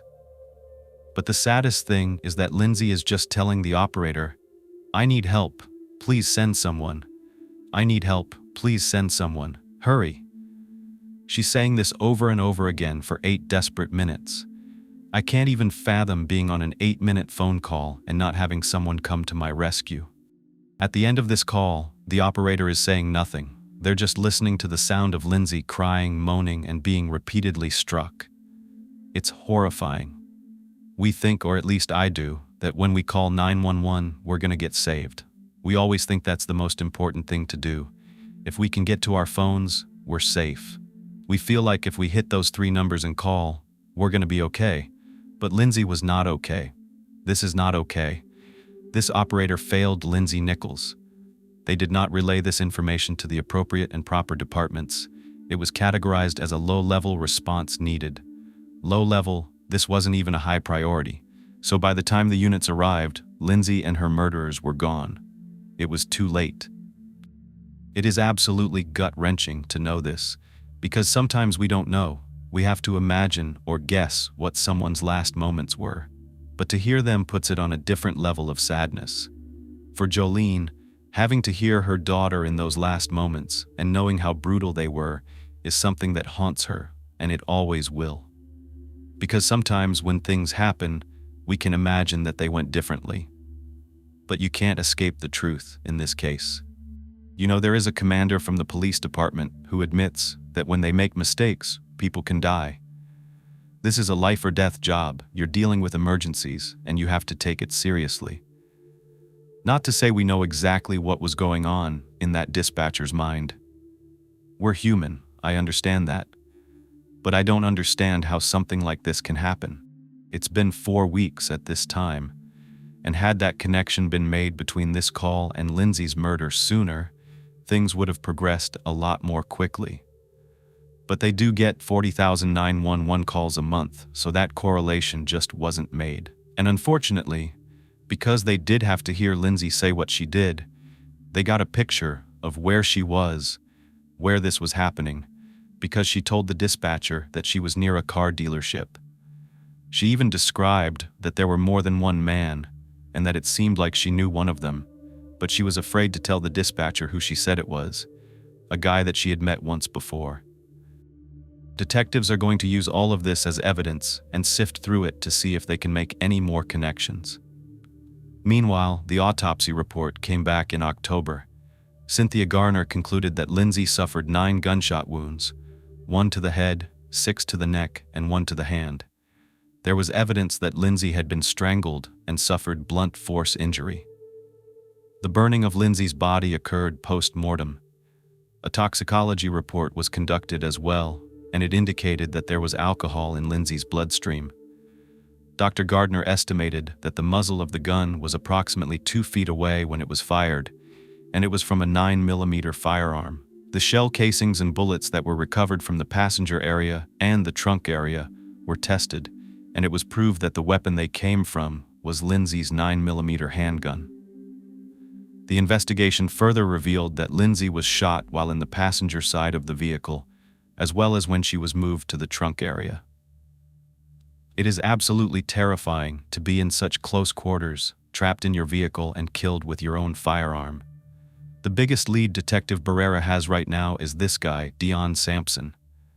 Lindsay called him right before the hour of her murder, and it's about to get intense because they get a hold of Dion Sampson's phone records. Modern technology is absolutely amazing. We can do things now compared to what we could even do a decade or 2 ago. We can actually pinpoint where someone was, and it's all because of something we never want to put down: our phones. That's the one thing that people who do wrong often overlook: keeping their phones on them. Phones are the most trustworthy witnesses of all. You can't deny where you were. If GPS puts you there, you were there. It turns out they were able to pinpoint exactly where that 911 call came from. According to Lindsay's phone records and GPS coordinates, lo and behold, Dion Sampson's phone pings to the very same location at the same time. So while she's on this 911 call, this man is in the same place. It's pretty obvious. But you know how it goes in criminal investigations. You have to prove it beyond a reasonable doubt. You don't want to make a mistake. You have to find multiple ways to ensure you can place your perpetrator in that location. As far as detectives are concerned, they have their man, or at least one of them, because we know from Lindsay's phone call that there were 2 men involved in this crime. They definitely want to dig in. They want to gather as much information about Theon Sampson as they possibly can. So where do they go first? They go to social media and find his Facebook page. They discover some very peculiar photos. He's almost always dressed up in costumes. They find out that Theon Sampson is actually a stripper. He has an alias. They just call him Bone. Yep, he travels to different strip clubs and does ladies' nights there and dances. He's pretty well known in the community. You could even say he's kind of a local celebrity. He has a big white smile, a nice physique, and tattoos. We know looks can be deceiving, but he's definitely trying to get the ladies to do whatever he wants. He also has a criminal record, which we spoke about. Detectives have seen enough. Literally looking at these pictures is burning their eyes. They decide the next thing they need to do is call him, and they have his phone number. So they go ahead and give him a call. But here's the thing. They don't want to tip him off. This is crucial because they want him to feel comfortable talking. If they let him know that he's a suspect at this point, he might clam up. He might not answer. He might get away. So they have to be buddy-buddy. They have to act like they're just covering all their bases, reaching out to everyone who might have known Lindsay, very casual. They just want to know, what can you tell us about that night? That kind of thing. Detective Barrera does a fabulous job being nonchalant, very calm. Just like, hey, we heard that you might have seen our victim out and about the other night. Would you mind coming in and just talking to us for 10 to 15 minutes? We're interviewing everyone, no big deal. Just want to know if you bumped into her that night. It works. Theon agrees to come down to the NOPD. He says, yeah, I'll let you know what I know about Lindsay, and he is just calm, cool, and collected on the phone. He doesn't even sound like he's worried at all. He just says, okay, cool, I'll come in. But what he doesn't realize is he just added one more piece of concrete evidence to their case against him. The fact that he answered the phone. By simply answering that call, he confirmed that this is his phone. That's the number that pinged, where Lindsay made that 911 call, and now it's connected to him. Now I can't play you this entire interview, but I will just say this. I didn't like the way he acted. He was smug. He knew right away who they were questioning him about. He says, I don't know her last name, but her first name is Lindsay. They asked, do you know what happened to her? And he literally says, yeah, she burned. That bothered me because he thought that she was going to be burned. He thought he was going to get away with this. It just bothered me that he would say it that way instead of she died or she was murdered. He says she was burned. One question about how Lindsay knew Theon. He said that she would come in and watch him dance at the places he went for ladies' nights. He says, yeah, I'm an exotic dancer. And then, this is just something that made my skin crawl. It's these kinds of statements I do not like. I don't even know if you could call it bragging, but I've seen it in other cases with different perpetrators, just the way that they carry themselves. He says, oh well, you know, it doesn't really pay great. However, you get more cat than anything. Wow, okay, we know you're good looking, you've got a great physique, you're an exotic dancer living the life, but you're the suspect in taking someone's life, so be serious. But he's not, and this was just shocking. Just wait. Because you're going to hear me tell you something that he did in this interview that was disgusting. Just wait. Detective Barrera has been doing this for 15 years at this point. He's seen it all.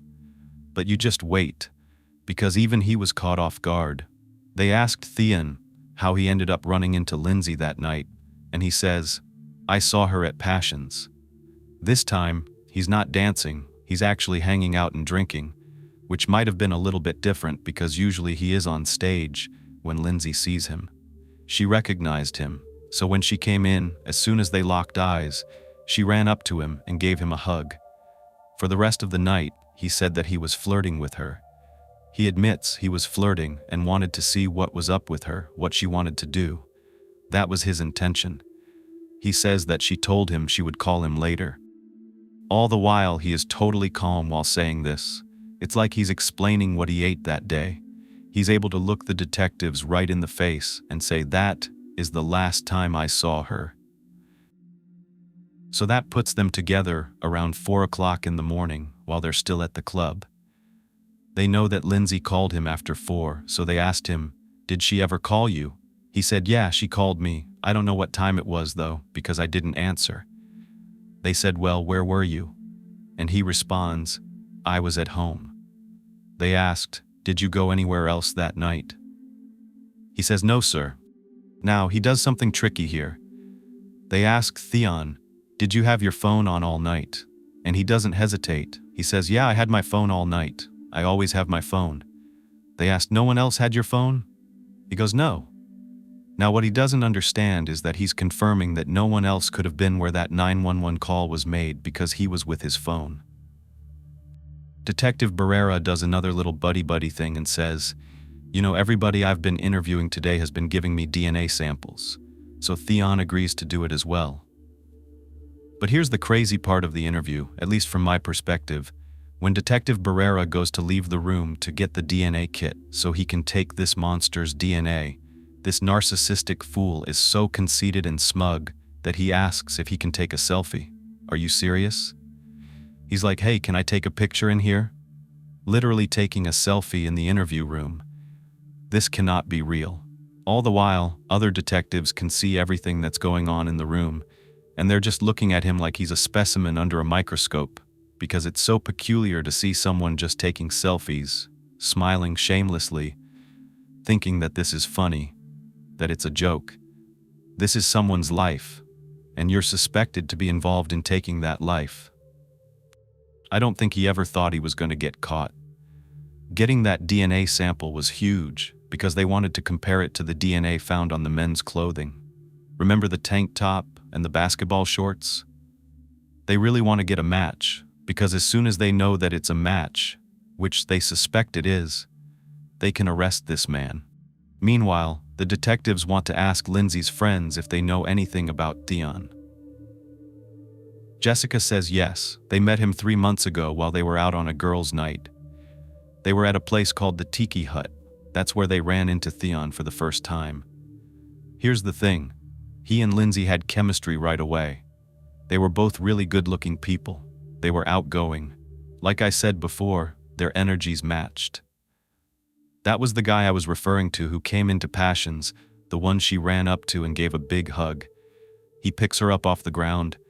They had the same outgoing personalities. They got along really well. So how do things go so wrong? Because that night, everything seemed to be going right. They exchanged numbers, hung out together, and exchanged texts here and there over the next few months. There's something else about Theon. He was used to getting what he wanted, all the cat he wanted, anytime he wanted it. He goes to ladies' nights, and I don't know if you've ever been to one of these performances, but it's very provocative. There are women who are touching these men. A lot of them let you do it. They're up on that stage getting anything they want, and it seems like he really wanted Lindsay. Further information shows that Theon's apartment is located on the same road as the Chevrolet dealership. It's right nearby, and that is where the initial 911 call came from. This is not too far away from Passions. Look at this. It's a 2-minute drive. This Chevrolet dealership is only 5 minutes away from Theon's apartment. This could have been a place where Lindsay was used to parking when she comes to Passions, because this parking lot is right across the street. Here's the Shell station, and right next to the Shell is Passions. It makes sense she might have parked there, and that's why her vehicle was there. Almost a month had gone by at this point, and detectives are eager to put the people responsible for Lindsay's murder behind bars. Her friends are terrified. They can't carry on their normal everyday activities because they don't know who did this. They are close to Lindsay. What if they're next? What if someone is just waiting for them? What if someone thinks that they know something if they've been a witness? It's a scary time. A lot of times we don't think about the people who are left behind, who are waiting for someone to be arrested so that they're not thinking this murderer could be right around the corner watching them. That is exactly why social media can be so helpful. Theon actually gives his DNA to detectives, and while they're waiting, they decide to take a peek at his Instagram. When they do, they can't believe what they find. It's laughable, not in a funny way, but in a crazy way. Because you would think that if you just committed a brutal crime and you knew what you were wearing while committing that crime, you might want to delete the pictures of you wearing it a week before. But not Theon. There he is. This is him wearing the same tank top and basketball shorts, the exact same basketball shorts the covered, and one red basketball shorts. You can't miss it, they're the same. Detectives are actually blown away. This is a 30-year-old man who doesn't have the wherewithal to understand the magnitude of him leaving this evidence in plain sight. But that's because I think he was so confident that she was burned, which means his clothes would also be burned. Keep in mind the media doesn't know or isn't releasing every detail of this crime. Theon probably thought everything within that vehicle was completely burned. He might not realize how he's implicating himself over and over again without doing anything. Detectives are laughing when they see this, not because it's funny, but because this man is cocky enough, confident enough, or even naive enough to think that he's going to get away with this. They didn't have to guess for long about the shorts because the DNA results came back. It was a match. Theon was wearing those shorts. They have their man, one of their men. They still have to find perpetrator number 2, but right now they are on the hunt for Theon Sampson to put him in handcuffs and bring him to the police department. They actually track him down at a tattoo shop. They walk right in, see his car outside, and walk in to arrest him. He just looks surprised. He looks shocked. He's just sitting there getting a tattoo, and it's just crazy to me how this man can go on with his life after just taking someone else's. He can just go back to his normal everyday routine, getting tattooed, probably hooking up with girls, dancing like it didn't even matter at this point. Detectives are hoping Theon gets something else permanent, a jail sentence. They don't hesitate. They bring him into the station under arrest for the murder of Lindsay Nichols. This time, Theon is acting completely different. He's got his head down on the table asking, "Why am I here? Why are you trying to pin this on me?" Detective Barrera says, "Because you did it. Because you did this murder, that's why." But he's keeping his cool. He just tells him, "Listen, here's the thing. You couldn't have been home because we found your clothing on the front seat of her vehicle. There could be a way for you to explain why they were there, but only you know that." He keeps saying, "No, I was at home," and they say, "Well, you could give us the name of the other guy." He replies, "I wasn't with anyone." Then he says he's going to need an attorney and asks for one so they couldn't get any more information. Now, get this. This is probably my favorite part about Detective Barrera being on this case, and why I like him so much. Not only because he's a veteran detective and so good at his job, but because he does his job in such a memorable way. He hates criminals just as much as I do. When Theon is being arrested and put into lockup, they are putting his hands behind his back with the handcuffs. Officers are standing by his side, he's being taken away and locked up. While this is happening, while he's in this vulnerable position, Detective Barrera says, "Hey buddy, you need to go for one last selfie before you leave." I couldn't help it. It is funny to me because he's making him feel this small. It's about time that an ego as big as his is made to feel as small as he really is, because only a weak and disgusting person could carry out this type of crime. The fact he was able to get that one last jab at him made me happy. Once her friends were informed about the arrest, it was sad to think that it had something to do with the fact that she wouldn't do something sexual in nature. But isn't that how a lot of these crimes occur? They don't know everything. The investigation is not over. But knowing how senseless this was, and how this little boy is left without a mother, how these men just disregarded the fact that this is a person, regardless of whether she just doesn't want to do something with you, I just don't know how it could escalate to that point. But you're gonna find out when detectives go back through Theon's phone. There's another number he's communicating with around the same time on the night of the crime. They run that phone number, and it's a match to a man named Troy Vernado. Now they have to look into this person. But before they do, they get an anonymous tip from Crime Stoppers. On the morning the vehicle was found, a tip was called in anonymously by someone who saw two men next to that Honda Accord. They gave a perfect description of Theon. They said he had a mohawk, tattoos, and a nose ring, and they saw him at the trunk of her car. Then he gets into a Jaguar. Well, it turns out Troy owns a Jaguar. By the time Detective Barrera wants to bring Troy in for questioning, he already has a lawyer. The reason being, when Theon's attorneys found out that they were implicating Troy, they had their client give a statement. You can probably guess what Theon said. He blamed everything on Troy. Troy was the one that did it. I didn't have anything to do with it. Then Troy's lawyers come back and say, no, he knows what happened, he knows everything that happened, but he wasn't involved. One of the most frustrating things when it comes to murder cases like this is getting to the truth. That's what the victims' families want to know at the end of the day, because nothing is going to bring back their loved one. But they want to know the truth, and they want the people that are responsible off the streets for good. With all the evidence and the eyewitness accounts, along with the Jaguar description and the description of the people who match both Troy's and Theon's appearances, they were both indicted on second-degree murder. Both of these men went to trial. The prosecution was able to theorize about what happened that night, so I want to tell you what they put together. They say that Lindsay dropped Bam off at his truck, so she did leave Passions. She gets a call from Theon around 4:18 a.m. GPS has her at his apartment complex, so they must have agreed to meet up there.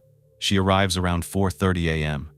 At this point, Theon's text message records indicate he texts Troy and lets him know Lindsay arrived.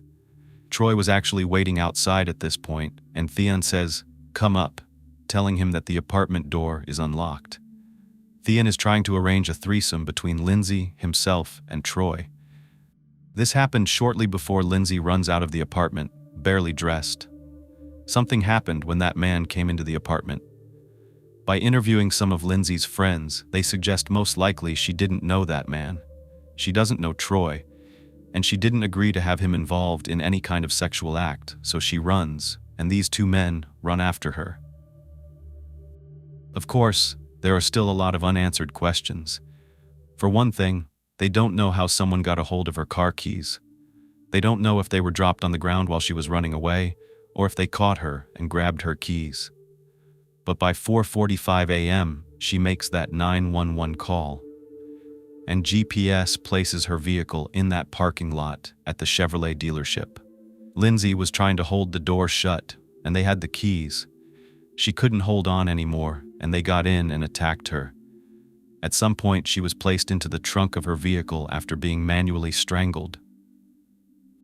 At 5 a.m., GPS puts her phone, Theon's phone, and Troy's phone all going in the same direction. Theon is driving her vehicle, followed by Troy in his Jaguar. They drive to several desolate areas, almost like they're trying to decide where to leave her, and they finally drive all the way out, near the area near Six Flags. That's where the vehicle was finally located, and she was shot multiple times in the neck while in the trunk of her vehicle. They really don't know the exact sequence of events, but this is the most probable situation. Then they doused the car with lighter fluid and attempted to set it on fire. Theon jumps in Troy's vehicle and jets off. The trial commenced on September 17, 2018, 3 years after these men were arrested. They followed a Facebook page called Justice for Lindsay Marie. I saw all the information about how many times this trial was delayed for all kinds of reasons, often just these two men playing with the legal system. Theon and Troy were charged with second-degree murder, second-degree kidnapping, and obstruction of justice. Troy was charged with an additional crime of accessory after the fact. Both men entered a plea of not guilty. Theon decided he would plead guilty to manslaughter and was given that plea deal, sentenced to 40 years in prison. They did try to get Troy to take a plea deal, but he said no. He decided to go to trial, and that wasn't a very good idea. He ended up getting life in prison for second-degree murder, kidnapping, and obstruction of justice. Jolene definitely didn't hold back when Troy was on trial. She said that she hopes he burns in hell and that the 911 call haunts her every single day of her life. She hopes it haunts him too, but she doubts it will because this man would never admit that he did anything. In fact, this really bothered me. I'm going to end this in just a moment, but I have to tell you this. He said, "I just want to say this isn't justice for Lindsay. Justice would be getting the people who have done this." He added, "For what it's worth, I know what you're going through." Really? The reason he said this was because the mother of his own children died 2 years before this. But that's not what's happening here. To have the audacity to minimize the situation makes me sick. Everyone was impacted by this. Jessica said that day changed her whole opinion of people in this world.